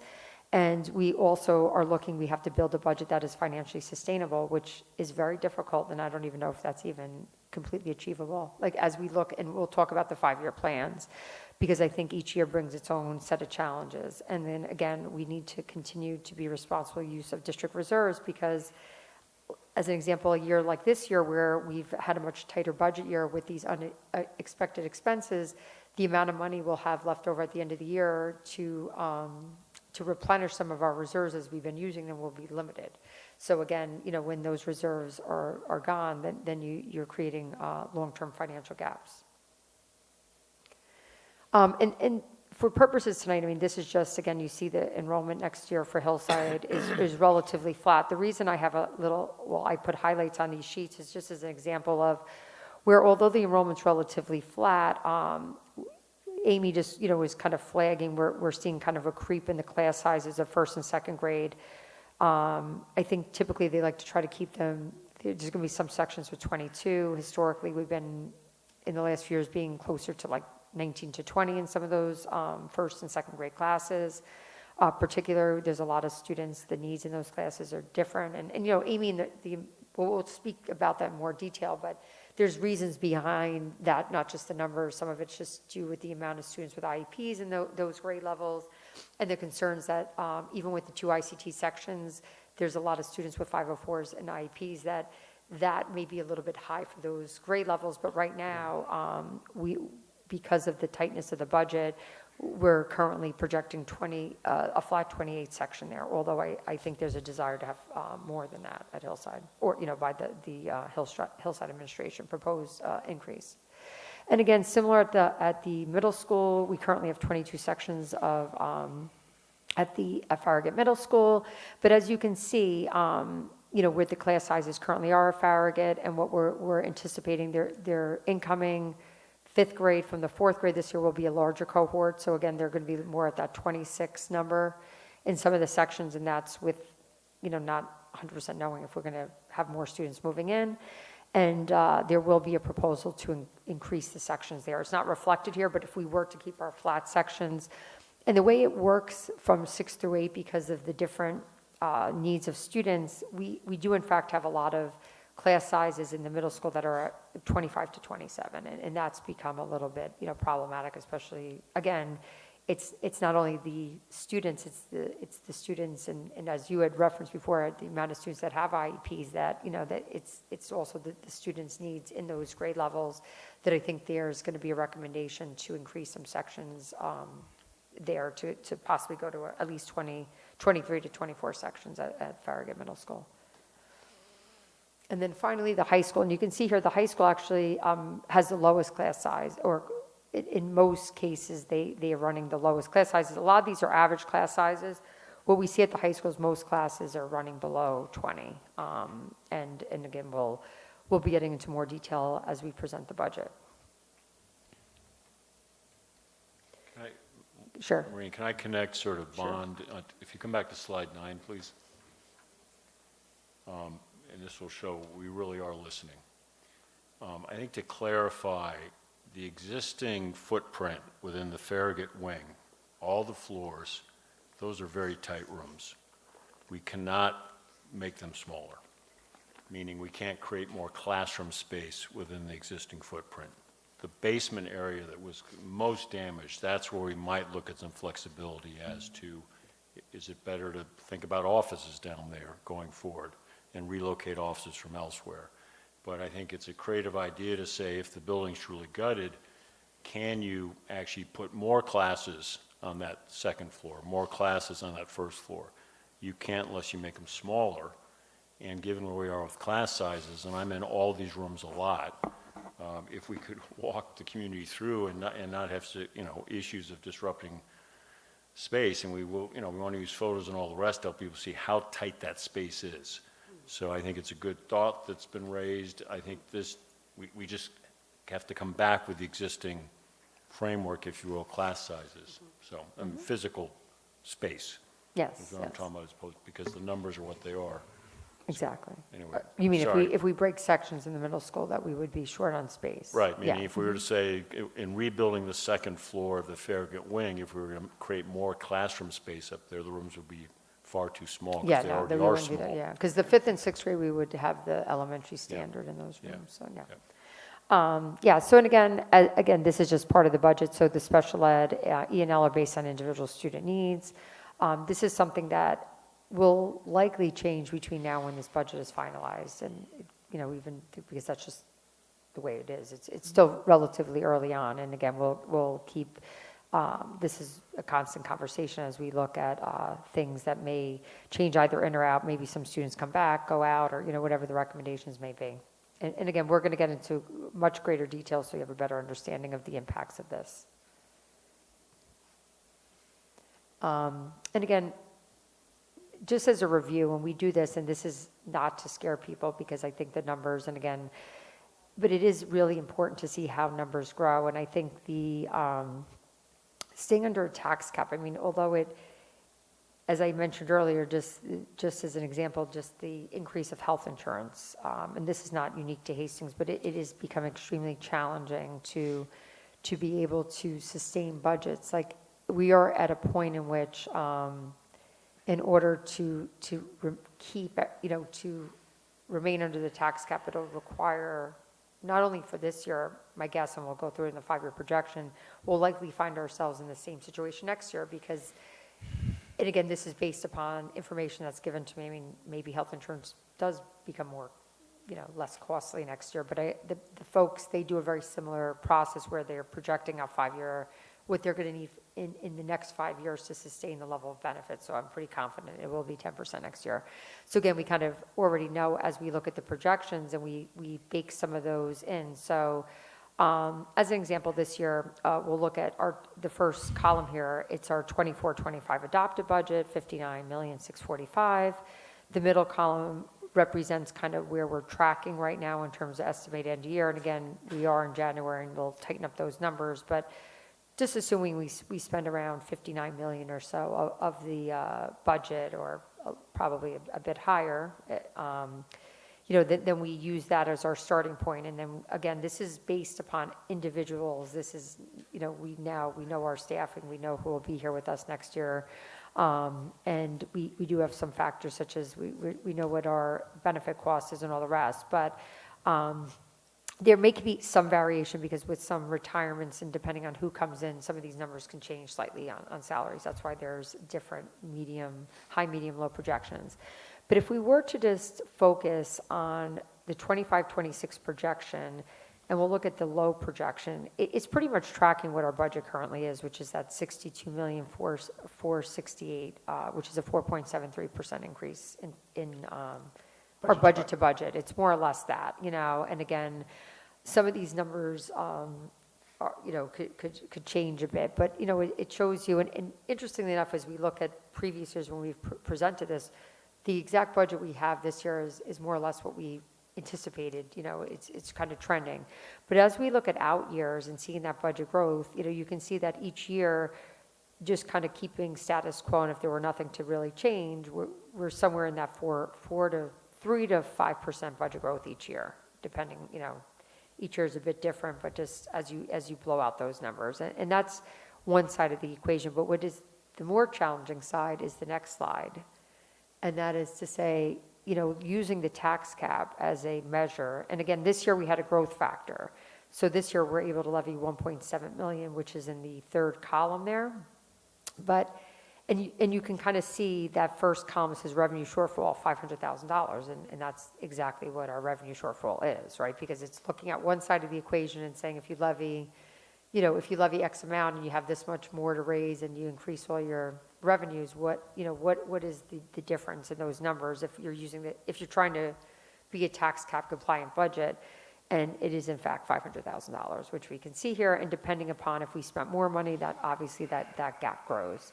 But if you look at the 26-27 projection, and I'm just going to go back to the previous slide really quickly again, because I just want to, so if we look at, if our budget next year, we're even to grow for 26-27 at 3.42%, which I think is pretty much going to happen. We then would find ourselves with, again, assuming if we only had a 2% tax cap. Now, thankfully, we've had a growth factor each year, and if say, for an example, so I'm only projecting a 2% increase, which is all I know as of today, so that would allow us to only levy another $1 million. That $1 million will go right to our health insurance alone next year. It doesn't include if we had no increase for any of our staff, our steps are $700,000 or $600,000 increase a year just in cost. So immediately we have to reduce just to even pay people. It doesn't even include all the other things that could happen.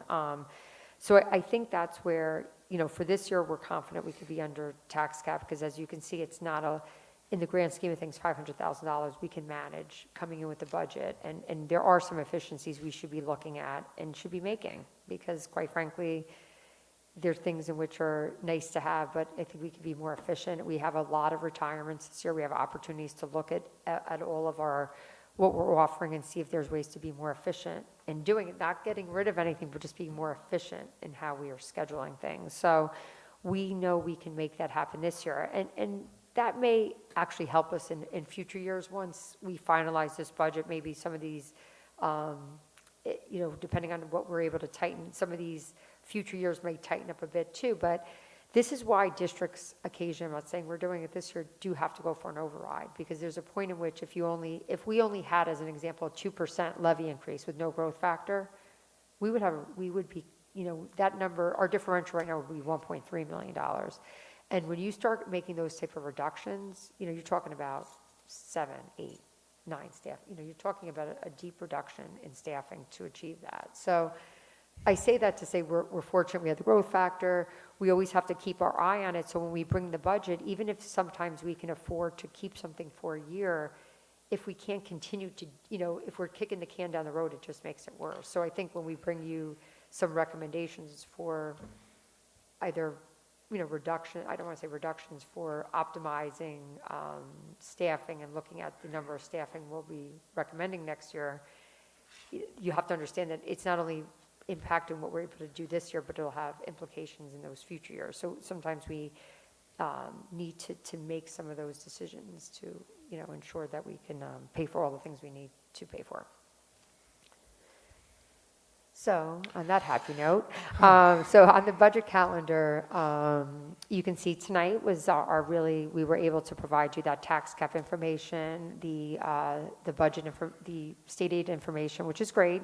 And there is a possibility we may get a little bit more state aid, because typically the governor's proposal is less than once they finalize the state budget. So, we may see another 100, 100, I don't think it'll be significant, but maybe another $100,000 or $200,000 in that line item, based upon historically the amount that we receive after the legislators and the governor kind of work their magic. And we of course are always advocating for increases in state aid, because again, with things such as health insurance and all of these things, we've asked the state to consider when the cost of benefits exceed a certain amount, to give us an adjustment to those tax cap factors. Because right now, in state law, if the retirement systems grow more than 2% more each year, 2 percentage points each year, they allow you to add that to the tax cap formula, but there's nothing that looks at any other cost drivers that districts have. And actually, our health insurance bill is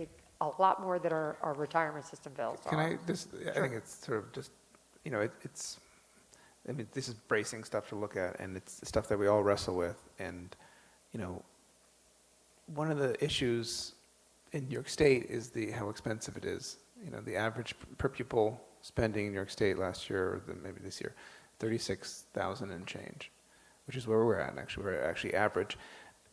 And I don't know the reasons for it, but when, you know, that's the highest in the nation. If you look at New Jersey, Connecticut, Massachusetts, their spending per pupil is 20% less, 25% less. So it's confounding. And I think that one of the challenges, especially for us in Hastings, it's not just the spending, it's that how much of it falls on the 8,000 people that live here. I mean, the state aid is 11%, 12%? Yeah, it's probably, about 12%. Yeah, I mean, it's just, it's hard, but yeah. Yeah, yeah, but I think you said there's the state funding, but then there's the actual cost per pupil, and I think it's different in each state. And, you know, a lot of states, well, I don't know every state, but, you know, there's a lot of states in the South, they're non-union, right? They're, you know, No, it's very yeah, that's different and Very all that. different. So I'm it's saying like, even in our cohort, Yeah. we're really New York State is really an outlier. Oh, I yeah, mean, they're it's really the an highest in outlier. the nation, yeah. you know? But I think all the unions, like, there's a lot of things that are more costly here, right? And I mean, just in general, I think that's not unique to schools.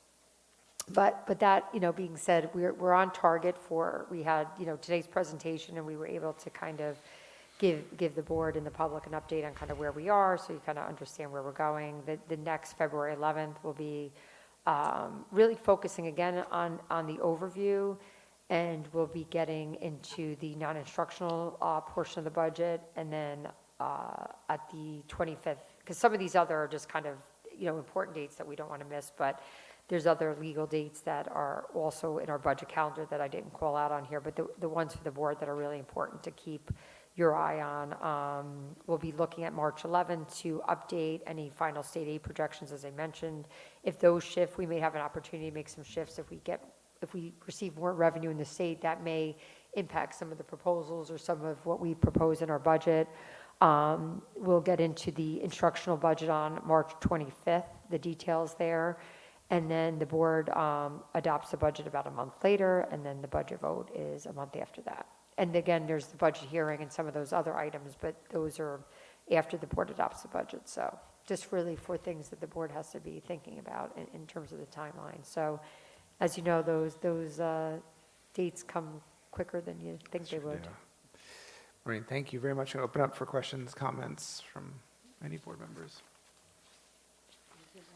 No, well, thank you. Thank you. Again, we've seen what a heavy lift it was to give us a budget that was tax cap compliant. Thank you.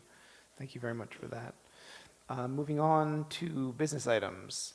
Are there any questions or comments regarding business items 1 through 8? No? Is there a motion to approve business items 1 through 8? So moved. Is there a second? Second. All in favor? Aye. Thank you. Moving on to placement services for CSE. Are there any questions or comments? Is there a motion to approve our placement services for CSE? So moved. Is there a second? Second. All in favor? Aye. Aye. Thank you. Moving on to our personnel as a consent agenda. Are there any questions or comments regarding our appointments, our amendments, or our leaves of absence? Is there a motion to approve our personnel as a consent agenda? So moved. Is there a second? Second. All in favor? Aye. Thank you. Moving on to minutes. These would have been from January 8th, correct? Feels so long ago. Any questions or comments regarding, there's 2 sets of minutes here. There's 2 sets of minutes. Just to note, there are minutes from 12/31 meeting, that would have been the online one, I guess, right? And, and then January 8th. Are there any questions or comments? Is there a motion to approve our minutes from the December 31st and January 8th meetings? So moved. Is there a second? Second. All in favor? Aye. Thank you. Moving on to 25-26 school calendar recommendations and review. Yep, so you have a memo in the record here. It was available out to the whole staff yesterday, also to families. You've received at least a little comment on it. I know the hour's late, we've been here a long time. This is a key deliberation for you. This is your first look at it, and then you will again see it on the 11th. Plenty of opportunity for any parent, family comment between now and then, which obviously you can bring into consideration. We really built on the last couple years of work in developing this calendar. We did not issue a new survey this year. The last one had given us clarity. There was definite key internal outreach with all of the principals, other administrators in building this. It's not the responsibility of the bargaining units to approve or not the calendar, but we do run it by them in terms of contractual alignment. And actually, we did catch a piece that relates to one aspect of this. So I'm not going to go down each month and week, but I will hit the high points of the memo. So first, superintendent's conference days. Strong sense we'll have 2 of those before school opens. We could have 3, but 2 is sufficient, and that gives us some room to use one of those days once school starts. Not listed in the memo as we start after Labor Day. We know that's a strong value here in Hastings, so we do structure the calendar that way. Let me take one step back. At the end of this memo is a link to a bigger memo explaining how we build the calendar. And I would urge you to look at that, especially if you're new to the process. And I leaned heavily on the Superintendent Dobbs Ferry. While a competitor, he's a brilliant colleague, athletically a competitor, his students, not he and I. But yeah, but he's a great colleague, and he is so precise. Also, he used to work at a high level at NICED, so Ken is just a great source. So I've substituted his memo in that's in the public record to give us guidance, and I'm glad I got people laughing on that athletic. I go for some smiles once in a while. But anyway, so it's important that if you're new to this process here, you read that, because it really shows the opportunities, but also a lot of limits we have.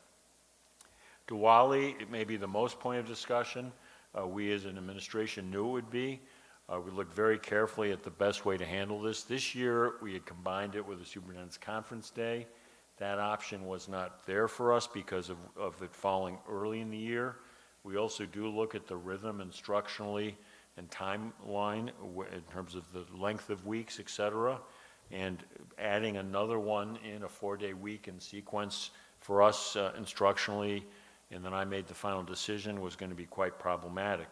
Really important here is a first, at least in the last 4 years, that all 3 schools are committing to, in that week, that when Diwali's recognized, to have programming.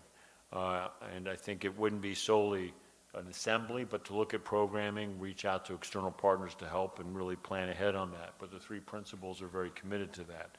So we think while there wouldn't be a day off from school, we actually think that students might get more from this, because they'll actually be digging into and understanding the significance of Diwali to millions upon millions of people across certainly the nation and way beyond that number for the world. But we know that's a point of concern, but we actually believe we've found a way to honor and also balance the calendar. Thanksgiving early dismissal, many of the districts around us do that. We think it's something to do, something to provide. We do have to keep a keen eye on instructional minutes, though, so we will have to add that up. New York State is rigorous on that piece, so we will be looking at that. Number 4, parent-teacher conferences. We've moved those a bit later in the proposed calendar into December. We think that's a plus for everyone, parents, families, and our staff, gives a little more time. And this is where we are very much working with the HTA and their contract, that Monday, December 8th would be a superintendent's conference day.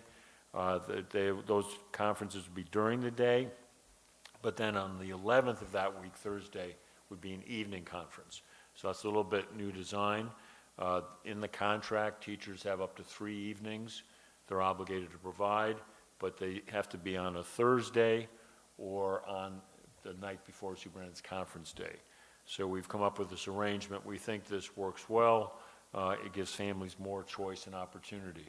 The last bullet in this portion is really important, that Scott Wynn and Andy Clayman for their respective schools this spring will be working with their staff, with parents and families on what is the design for parent-teacher conferences. in their respective schools. They want to do that in a unified way, so while 5th through 8th graders are different than 9th through 12th graders, there's some commonality and a fundamental supply-demand problem, but they want to roll up their sleeves and sort this out. This calendar would be a piece of their solution, so we don't need to wait on setting the calendar for what they will come up with. You see here in the memo 5 and 6, you're recognizing how we'd handle Eid. Eid would be combined with Superintendent's Conference Day as we had this year. The May 27th Eid is become as important as that observance is, and this is true for many districts. It's right now problematic because Monday's Memorial Day, you'd be back in school and then out. Now we do note here that we may well still have the inclement weather give back days next year. That'll be a function of the negotiation. We don't know where we'll be on that. If we have some number of those, often they're in that time frame if we've not used them all. So we may indeed have Eid off at that point. And that's what number 7 speaks to here. The last thing, which is covered in the memo, if you read on how we build this, is we work, and it was a question from the floor earlier today, and we answered because it's important. We work within the regents. They give us our final day of the school year. We anticipate it's going to be for a while yet, many years.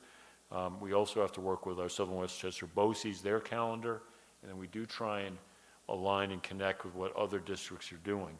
In some, I think this calendar is particularly strong as I look out and across our region at meeting the wide needs of families and having cultural and religious recognition in it. We are pleased, final comment, that we're able to do a 2-week winter break, and that was something that did work well this year, and we think having a 2-day school week at that time of year is not a terribly productive idea, so this is the calendar. Questions, comments? Recommended calendar, sorry. I'd like to say a few things. It's very important that we as a district have a real day of observance for Diwali and for Eid. It happens in other districts, and I think we need to look at Ardsley's calendar and use Ardsley as a model for this. In this current year, they are closed in observance of Diwali, and they are closed on Eid. Last year, this came up. I was new on the board. I had never done a calendar before, so it just seemed like a logistical nightmare to go back and try to figure things out. So I didn't really push it, but other districts do it. We can't just give a nod to these two groups of people who are celebrating a very important religious holiday. We had 2 weeks off for the Christmas holiday, maybe some think it went well. Oh, sorry. Maybe some think it went well. I thought it was too long. I've talked to many people who thought it was too long. Yonkers did not observe a 2-week break. Chappaqua did not. The DOE did not. People were back in school, and then there were 2 more days during which they could celebrate these important religious holidays. So I look at the calendar for next year, and it's trickier a little bit in terms of not having a 2-week break, because Christmas Eve is on this Wednesday, December 24th. Christmas Day is on the 25th, and the 1st is on a Thursday. If people look at it, you'll see that it's trickier. But we're closed. The proposed calendar is that we're closed on Monday, December 22nd, and Tuesday, December 23rd. Why? Because we don't think it will be productive, but there's nothing happening on the 23rd, 22nd, and the 23rd are not holidays. I'm sorry, I'm getting a little flustered because this is really important. Yeah, so I think one thing we can do, and we didn't do it in this memo, I can give you comparative information from districts. Ardsley is the only district in the area doing as you're saying. So let's look at them. But I think we can look at it. I think the board has to then talk, I think it'd be very helpful to come back, because the team that built this, and we should have showed this, I said, for example, I'm just giving you facts, I'm not arguing back and forth, that the Eid on March 20th, right now, from all those we can find, ours is the only one proposing it as a holiday. The rest are combining it with a superintendent's conference day. So that's Chappaqua, Scarsdale, and Scarsdale tends to be the most inclusive in recognition of holidays and recognitions, and Valhalla, excuse me, as we're pronounced it. Mamaroneck is an early dismissal, so Ardsley is a holiday. And then similarly for Diwali, Ardsley is a holiday, Chappaqua is a superintendent's conference day, Scarsdale is also a superintendent's conference day. So right now, in that way, Ardsley is the one district, the only one in this region that is full day off at this point. And then I do want to look again at what their proposed calendar is for this year. We're going to double check that. We can bring that information back to you, because the only place to go for those days would be then that we would be in session on the 22nd and 23rd. And the feeling of the administrators, and I endorsed it, again, this is for the board to talk about and think about though, is that a lot of families would say that's a time when a lot are trying to go away. We would probably see some attendance issues and all the rest. Dobbs Ferry is doing the same thing we are. They're striving for that full 2 weeks. They're doing the same thing we are potentially with those dates. So why don't I bring back for the next meeting district by district comparison, you can see it. But in summary right now, Ardsley would be the only one in this region doing as you're saying. New York City is a totally different comparison, different set of decision rules, because it's such a different population. It is, right? But they're a good model in many ways Well, to look at. Can I throw something in here that's important, actually? By state ed law, you can't take days off for observances. The way state ed law works on the calendar construction, you take it off for logistical reasons. So, which is saying, to your point, if you're going to have too many teachers out or too many students away, you take it off for logistical reasons. That's how they define it. So, my concern, I think we have too many days off in general, because what people don't realize, especially in the high school, is you have, in the middle school, the kids have every class every day. In the high school, it's every other day. Mm-hmm. And I did the math last time. I haven't done it this time, but it's 1/3 of our school weeks are not complete weeks. And that's a challenge for the kids that are trying to learn things. And in the high school also, the kids have AP tests, for example, right? Lots of other states start school much earlier than we do. They're in school last week of August, Connecticut, places like that. Those AP tests always happen on the same day, first, in the early May, first week of May. Our kids, because we start later, are scrambling to cover the same amount of material to meet those tests. So in general, I think that days off are a bad currency, because they're really critical, and they get more important as the kids get older. But going back to the issue of how state ed law works with deciding the calendar or days off, so especially if we were going to celebrate a holiday and then create a logistical problem, right? For example, just picking it out, we're talking about coming back for the Friday, January 2nd. So we've been out for 2 weeks, the kids come back for one day, and then we roll into Saturday, Sunday, and school starts on the 5th. You could make a school day on January 2nd, but the attendance is going to be dismal. And there's nothing, and the teachers are going to say, well, I'm not going to have my class here, so I'm just going to, put a video on or something like that. I understand the one day of January 2nd, but I have to agree with Teresa on December 22nd and 23rd. So also when you're talking about state ed law and logistics, I don't believe that there's a reason that we have 22nd and 23rd as days off, especially, it seems a little elitist to me that we're prioritizing people's vacations and we're not thinking about some of our residents who have to work, and you're creating logistical nightmares for them to have childcare on those days.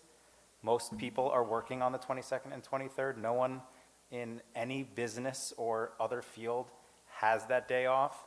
So you're creating, I think, in opposition to what you're saying about like the logistics of it. Yeah, I'm just saying it's a complex issue, and the reality is, if we take days off, or, if we create these little days where people are supposed to be in, they're not in, and that's something we absent the calendar. That's a different story. No, but I'm just Nobody saying- should be putting on a video, and everybody puts on a video on the last day of school before a holiday. It makes me nuts. Stop putting Right. on videos. Apart from the calendar, I'm just saying, when we create these little islands of time, they're not that useful to the teachers and to the students, frankly. So it's something we have to be mindful I think of. large gaps of time, too, are also not useful to teachers, too. So it's, you're comparing apples and oranges. I think 2 weeks is a really long time for kids to be out of school, independent of summer vacation, right? So I don't see the logistical reason for the 22nd and the 23rd to be vacation days when we have cultural and religious holidays that should be represented. I love what you're saying, Bill, that we're going to have events and things to inform kids of what these holidays mean and understanding and be more inclusive, but I do think that it should also be represented with these days off, especially when the village wants to attract a more diverse community, and a diverse community is not going to move here if they don't have their high holidays off, where Catholic and Jewish people do have their high holidays off. I totally agree with what you're saying, Dave. And there's so many different variables here to consider, and I think we all have to give it some thought. Bill, and maybe go back to not back to the drawing board, but we have to think where we want to be.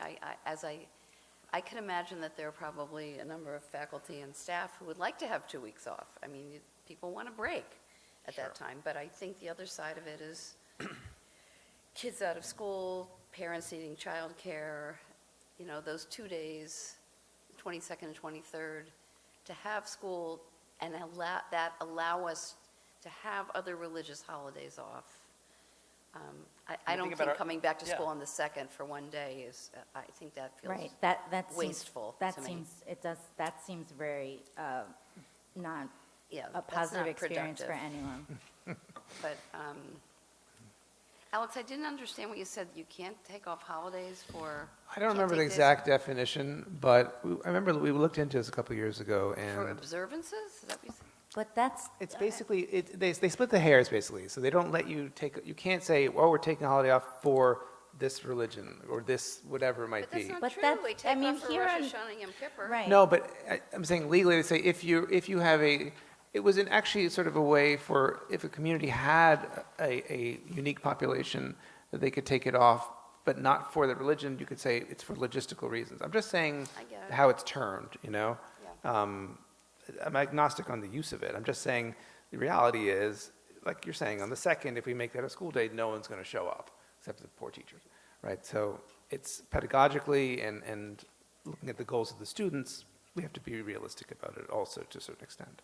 I think also the point that we don't want to have 2 weeks in a row that are 4-day weeks doesn't hold up, because it happens. Well, It's happening this week yeah, and no, next week. No, let me just clarify that, because it holds up. Because we looked at the fact we already have a lot of that. So the feeling was that early in the school year, why suddenly go back to back? We know we have a lot of it, and a lot of it is, all the vacations and stuff that's built in for a variety of reasons. So the feeling was, we don't need to add to that, especially early in the year, fully recognizing the other exists. That's what I had shared in an email to you today. So they say, okay, how do we then address that? And the only way to address it would be and what I can do is redraw this calendar. We have this option. This happens almost every year, which is fine. So it'd be this version, so people can look at that, and then the alternative version, which would be, if at least the members are willing to see it, is building Diwali in, and then building at least, now the question is, we have students off, and that's how most districts are handling with the Superintendent's Conference Day. That's a point to discuss, whether you want that overlap or not, whether you want it fully off, and that the days we'd look at would be the 22nd and 23rd of December. There may be some other things to do here. The other thing we should do is, because then Melissa, Dee, and I can work on this, it's a little complicated. Well, certainly come back with comparisons, because I think those comparisons are valid, especially if a point is, where will people move? Well, the reality is, most districts are doing what we're doing. But here's what may be tricky, But per state law, Lunar New Year, we took off. This year, it's sitting within a February break. That may not happen. So, I mean, at some point, this is a concern of superintendents across, at some point we run out of days.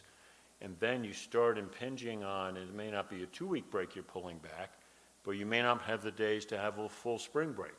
You may not have the days to do that February break. Because once you start putting full days off in, there's going to be a year that you start to run out of opportunity. And that would be something to map out a bit. Can I just add also, I mean, we all know it, but unique to our situation is that we have unused snow days, which are, 2, 3, 4 days we have to burn off. Last year was it last year only? It was 6. We had to burn all 6. I mean, that's an additional wrinkle for us. I think as a district, we need to decide, are we observing Diwali and Eid? And then if we are, we make it happen in the calendar. Well, I think this is, I mean, the board should discuss this. My I want recommendation. to. Yeah, my recommendation is there are multiple ways to recognize the cultural observances and still keep your instructional and academic rhythm. And I think one is with Diwali, we did a blend with the Superintendent's Conference Day this year. We had some mixed feelings from staff on that because it kind of was a hard choice, but it was a way that at least students were out. Our feeling was we could actually probably do more to honor it by having students in school and having programming. And then Eid is recognized in the calendar, but blended with the Superintendent's Conference Day. Again, that's what almost every other district, except at least for now, Ardsley's doing. And I also want to check in with Ardsley at how much they continue this, because a lot of running into a calendar jam. So I think it would be beneficial. I want to double check kind of where they are. So we value it. The issue is we value it. Then how do we balance all of the other interests at work? Because fundamentally, we want to maximize instructional time and try and maximize the time our teachers have. It sends a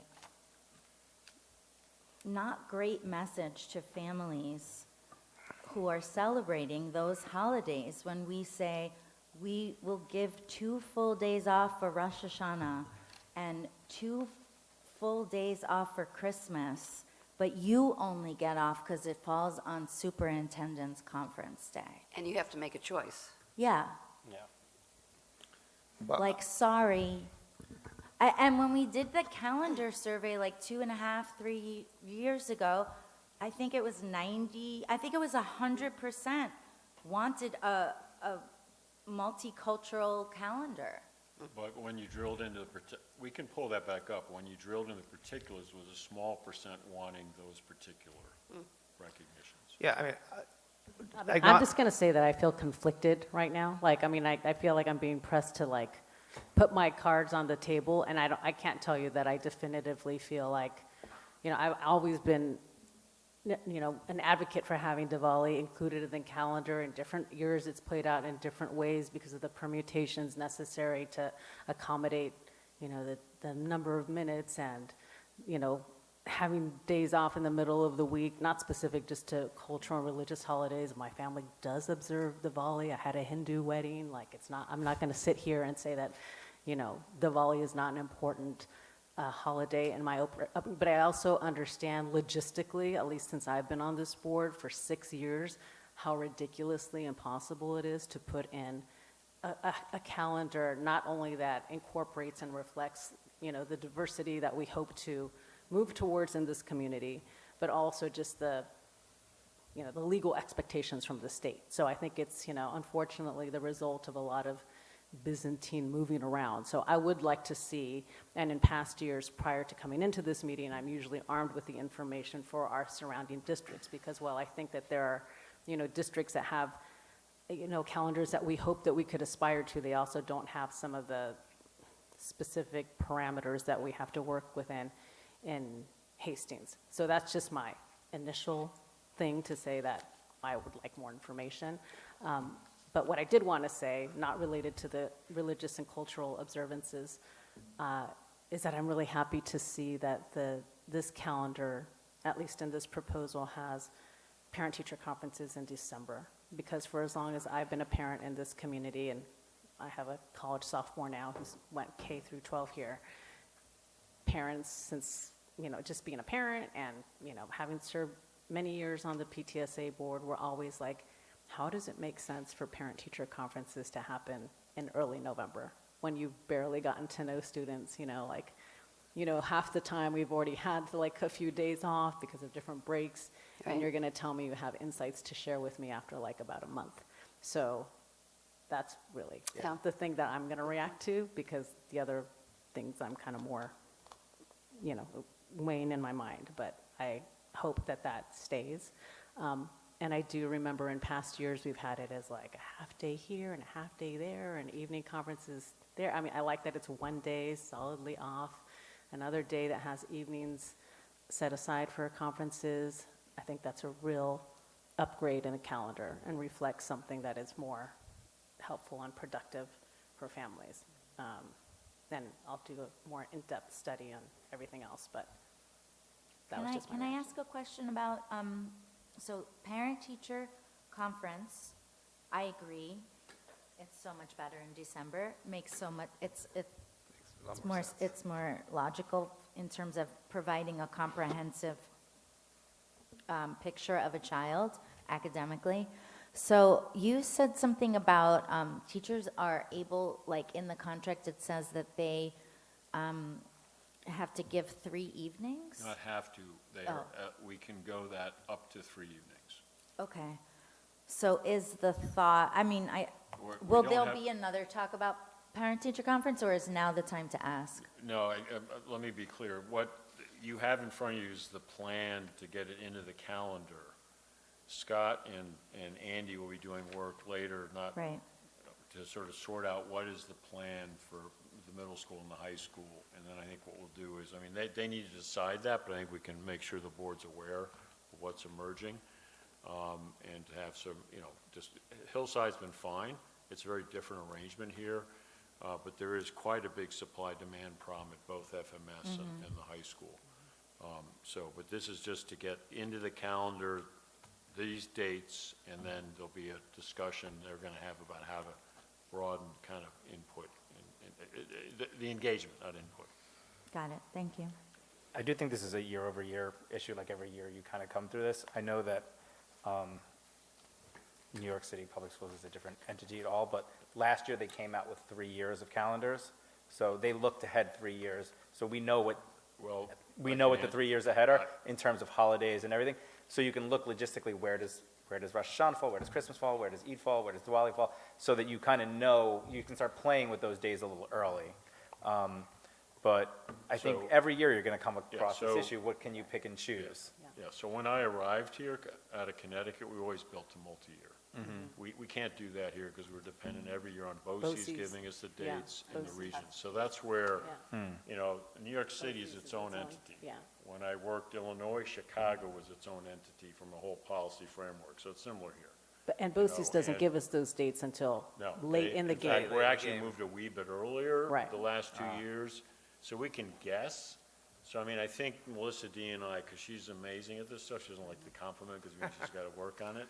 But I think we can do some guesstimating as to when we think those dates will be, because I think the key is, and I do want to circle back to Ardsley, because Ardsley was way out here. Scarsdale's kind of right behind him, so it's instructing me that Scarsdale's begun to pull back a little bit to blend the school superintendent conference days with some of these other days off, because at some point we may run out of options, and then as a board, you're in a very tough moment if you're saying you don't get your full spring break because of these various other observances. So I think we just want to look at that. But I think certainly for the next meeting and before that, so you have it ahead of time, we'll post it so it's on the public record, is this calendar as is, but then an option that does give, I think, full time off for a full day off for the two, Diwali and the first Eid. We can come to the second Eid in a second if you want, and then chart out what we do know from other districts as to how they're handling the various observances. I think the second Eid falls on a Saturday this year? It does. no. It's a Saturday, yeah.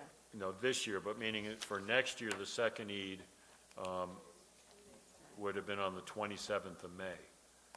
Now, and so that was just, whether or not that just, you're, you know, out of school, in school, then gets to be an issue. Also, that. And that's speaking not of- anything we've ever observed. We have only ever, when we've had Eid observed, we'd had the first Eid observed. We've Yeah, never had that's the second right. one. And that, because that end-of-year sequence gets very problematic. Plus, that's a high-stakes time Right. instructionally for our high schoolers, especially, because that's on the cusp of a lot of exams. So we're trying to, you know, manage that. But we can come back with all that, and and get it to you ahead of that Tuesday meeting, excuse me, the next meeting, it is a Tuesday, the 11th, and, Yeah, that'd be great, because also we have, Right. you know, Maureen and yep. Catherine? out, so. If that's kind of helpful at this point to kind of, and this is sort of the annual discussion. Now, I'm not advocating this, but this idea of what one does on a day off versus what one does having to come to school is interesting. So I'm not advocating, but this story matters. I'm the son of veteran. My uncles are all military. When I was in Greenwich, they shifted November 11th to be in school. And what matters also to the story, because party matters, and you may know in Connecticut, they are party-based boards. You have Republicans on the board and Democrats. So initially, a lot of concern. Within about a year, Peter Tessie, then first selectman, proud Republican, said, Bill, I did not like this idea right away. The board put it in, let's be clear, the board owns the calendar, especially in Greenwich. He came around a year later and said, this is actually the best. We now have ceremonies and celebrations for all of our veterans in all of our schools. Quite elaborate.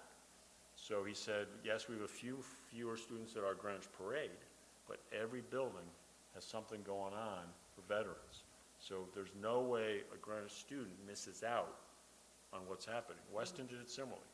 And meaning I'm getting the point that there are things we have more control of to actually have people recognize and understand in school. And given my personal history and where we are as a nation, at some level, pulling back on Veterans Day is quite high stakes for a large number of people. I'm not advocating. I'm just telling the story of having lived through that if you do the recognitions right, high stakes moments, people will say, that was okay. So It's an interesting story to think about Veterans Day. I'm We not used to not have advocating it we off. go there. It's What? not what I'm at. There was a time we didn't have it off, but there was actually a lot of people that advocated Yeah, for it. I'm not saying advocate, Right. I'm just saying that how one helps children and and students understand the point of something, you know, that's the only point of that.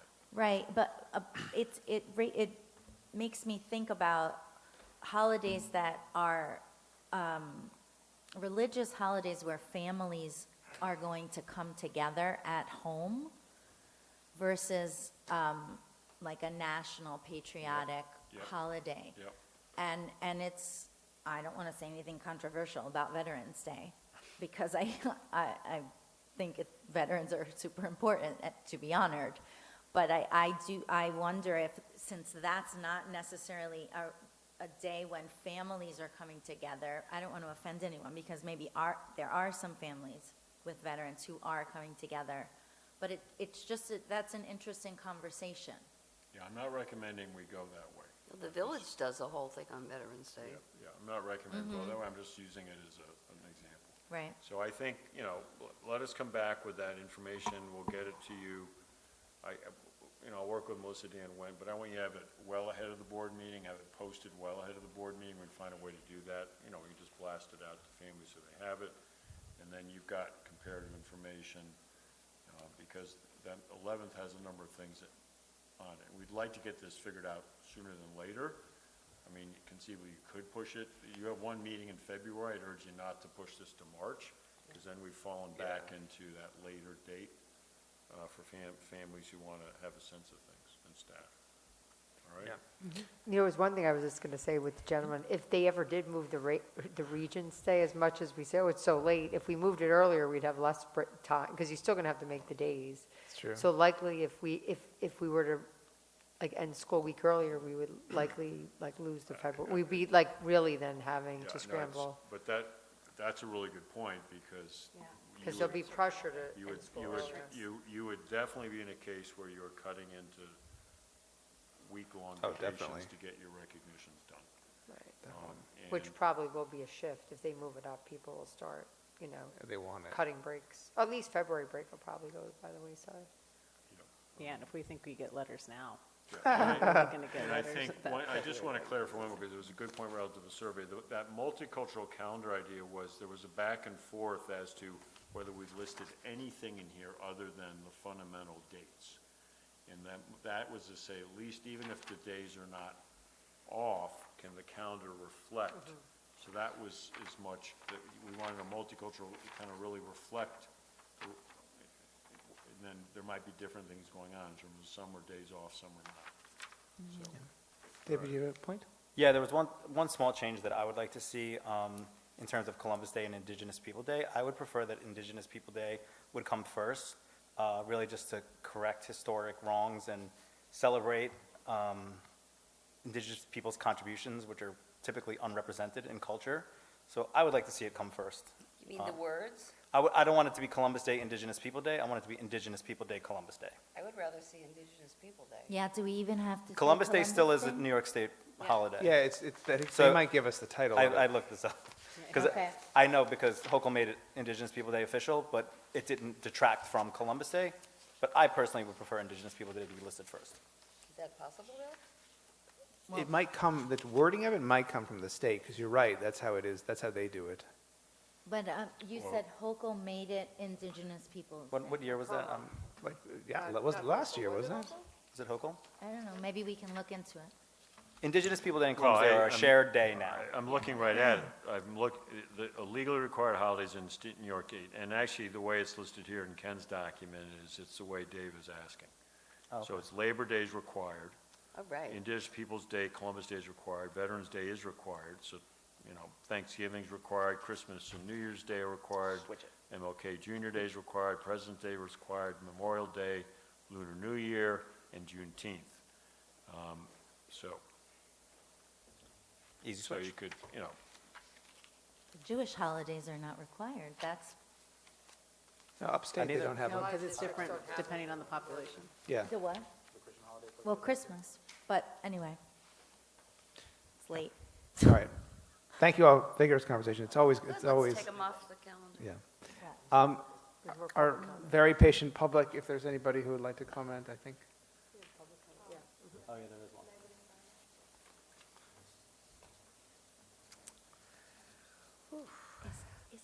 Welcome. Isn't it here? Isn't it? it was very hot. Oh, Kashmir. I feel great. I don't think I got my... Hi, how are you?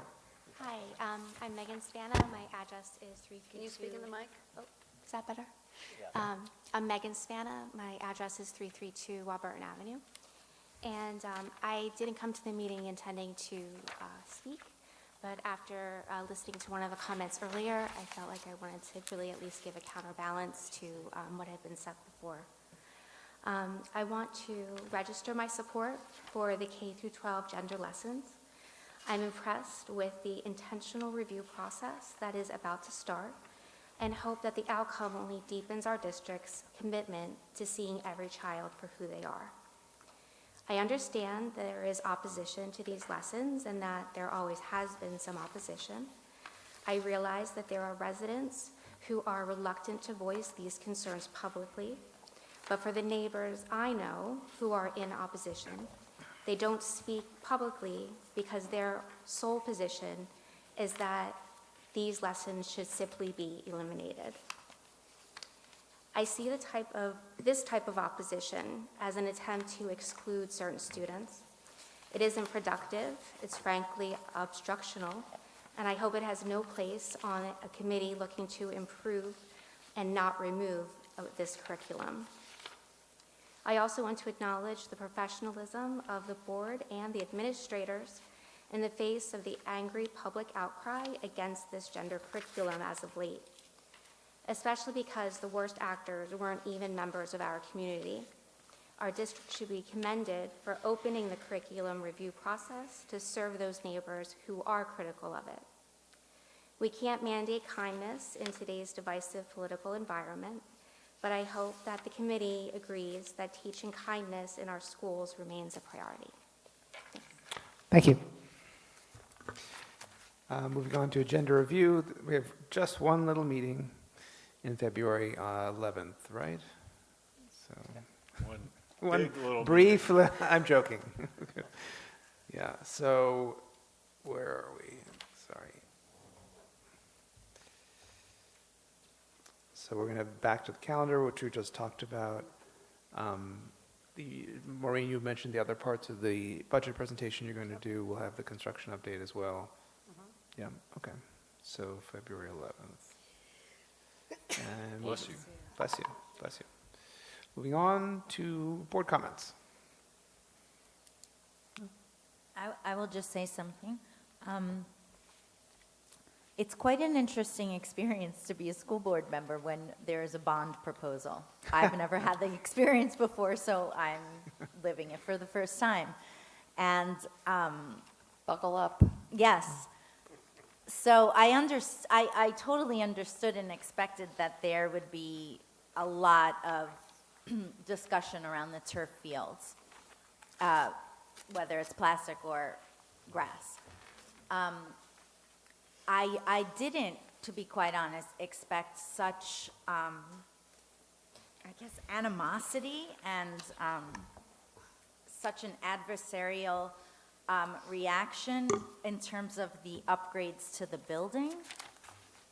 But that's what it is, and we should address it, right? Because there's concerns of the community, and it relates to tax dollars. My children will not benefit from any of these upgrades.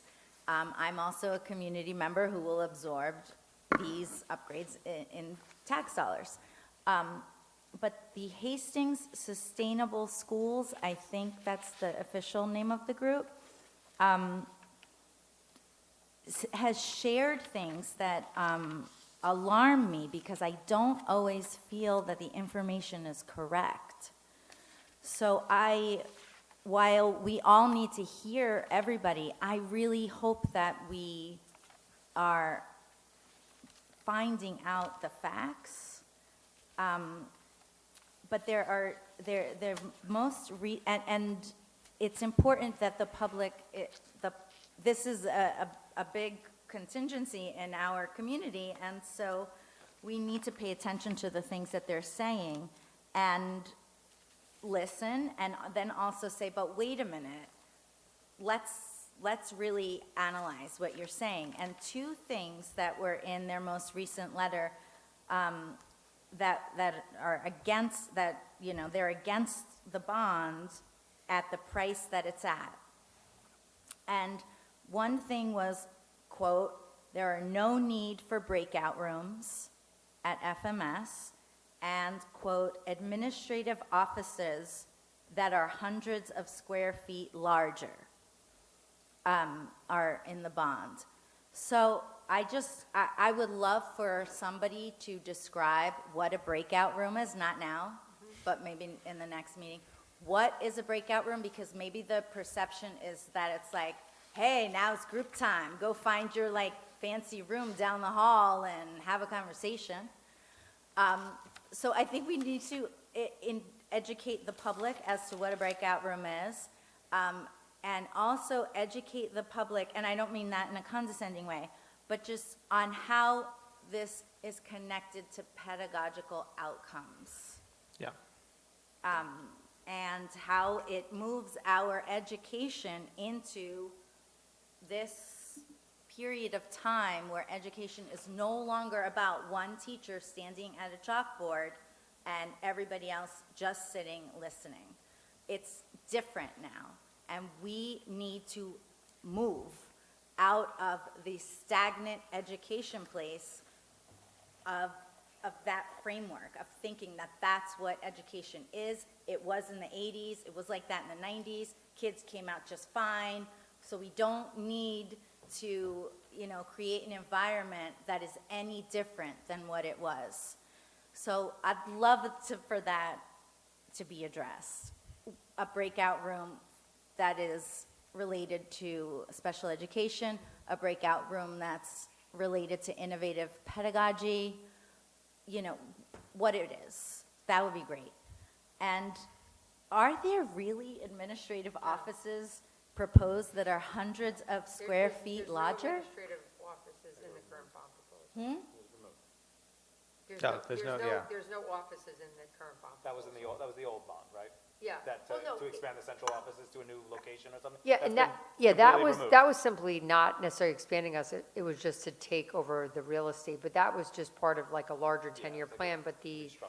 yeah, that, and even honestly, if that were to happen, it would be really a flip-flop of space and likely result in like smaller spaces for the offices and, just really just, I think the idea around when Rena just kind of reviewed it as part of this, like, again, not part of our current bond planning, but looking at it from like where in the building, looking at where certain things are located, saying if we could, if there was an addition and we can kind of recoup that space, it would be better for us to be closer to like an exit, which are, some of those spaces are likely, it may be like just slightly smaller, but it wouldn't increase space, for sure. It would likely decrease, or at least be a swap of space. And the idea was to move us to be able to centralize other things that were more Yeah. beneficial to children, so that it would be centralized. But that's not currently, and that's really kind of, I think, would be, once you have the additional space, there's opportunities to unlock and shift around other things once you're able to kind of move programs around and things like that. But in the current bond proposal, the dollars allocated, there's no dollars in that proposal for offices at all. Yeah. For offices for administration, there may be something that within the space is like a special education office. I think in the upstairs, there's like a proposal to have, like for those folks, like have some office space, or for people meeting with children, like providing services that work out of an office. Which is essential. Essentially, yeah. And they're required to be in a certain amount of space, like there's certain square footage requirements for those individuals, so that would be Thank it. you for clarifying, because we certainly don't want the public to think that the administrators have decided, let's take advantage of this bond and make ourselves really nice, big offices. Bill's definitely getting a downgrade if we move upstairs. What? I said Bill's getting a downgrade. 'Cause, Sorry. No, the only good news on that office now is because there's no other space in Farragut, that's where everybody meets now. It's true. Oh, your office. But yeah. I think one thing here, and there may be other board comments, but I think this is, you have to do all your discussions about the bond in public.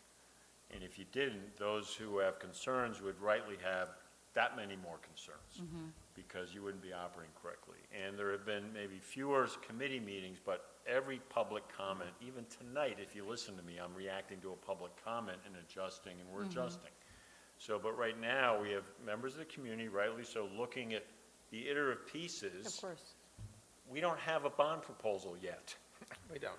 Can I repeat that? You don't have a focused bond proposal. You have one that's out now for environmental analysis and study. It's going to come back. Then is when you really, and have to move pretty quickly, is to say, what of that Farragut piece do you want to proceed with? What with the fields do you want to proceed with that environmental analysis? BCS seems to be fairly clear, but it's those two pieces. Then if you as a board say, it's important we do this work, here's the cost, then that is the elements that then we will be communicating about, having more discussions about, more back and forth about, and, that'll be the piece. But you're caught in this awkward spot, we are. And so people who are listening. But what we were talking about in this, in both of what you've been considering, that there was no offices being built in that. But I do think in that much larger, like, 10-year plan, if there were to be, there were some reorganizations of spaces in that, but were not included in our current scope, so. Actually, the only comment I was going to make that's not related to the bond was going to be to you, Maureen, and I'm sure I say it a lot, but thank you, especially like with the heavy lift on that preliminary look at the budget. What that conversation kind of reminds me of, though, is that, the board, unfortunately or unfortunately, neither, actually, we have to be, budgeting is dynamic. And I think one place that really evidences itself is the fact that we had to just absorb on the fly 20 students over the course of the summer, and I think we couldn't have anticipated that when we were doing our budgeting process a year ago. And so the fact that suddenly we just have to like dig into our reserves and like come up with personnel to be able to attend to the needs of these students who have different needs because they're not, they were, again, for a variety of reasons, not students we normally would have seen in our district. That makes the whole budgeting process very complex, and it also makes it very fluid. And it is something that, what we see tonight is not what we're going to see necessarily in a couple of weeks when we have our next presentation. So I think there also has to be a certain amount of patience that we would ask for from the public because we don't know, things aren't set in stone. We wouldn't have known a month ago that we're going to have Farragut blow up on us. Like, although that is something that's going to be covered by our insurance, to the greater extent, all of these things, they're just kind of like things that keep cropping up. And you can't be in the business of like running a district, whether it's us as an administrative entity or all of you as administrators in the building and the staff who actually, educate our students without having also like a sense of humility. Like, we don't know what's coming our way. We do our best to bring, our best skill set and also energy towards managing what this all encompasses. And it's quite complex, so on that note, because I didn't mention earlier, and I should have in my administrative comments, I know Bill had sent out a note, we did have another pipe break. Right.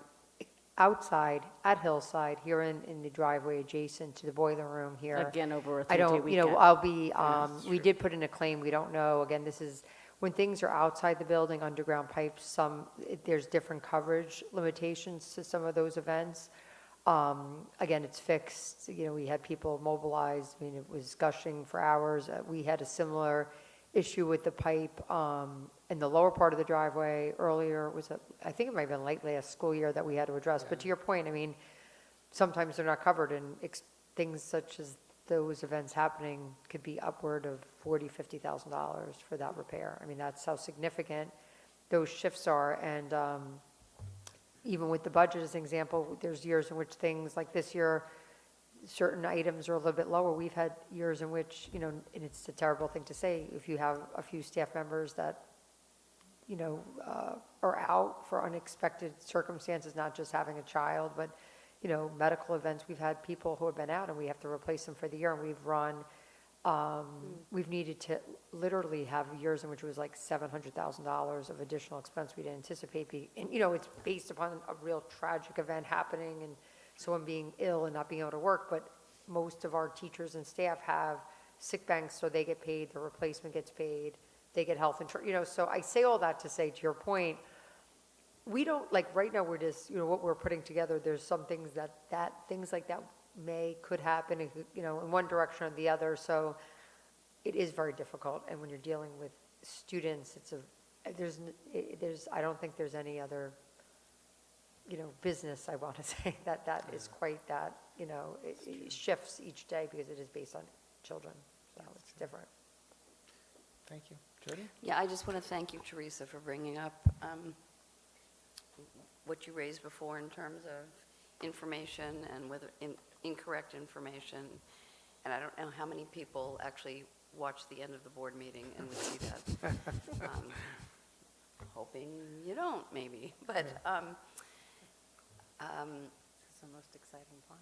I know there are people who do, but I do think it's important that some of that kind of information we make sure gets either front-ended or somehow other ways that we get information out where we correct. We're updating the FAQ, and I think those are two obvious, those are classic FAQs. Excellent, exactly, great. That, is it true, to what extent is it true that this bond proposal includes space for expanded offices? Right. And then, please explain what a breakout room is and its benefits. So Right. that's classic, I think that's great, yes. we can, Good point. I'll put on my to-do list. Anyone else? Any other board comments? No? Thank you all. Big, long meeting. Thank you for all the work that went into it. Is there a motion to adjourn? So moved. Is there a second? Second. All in favor? Aye. Thank you. Patrick, thank you.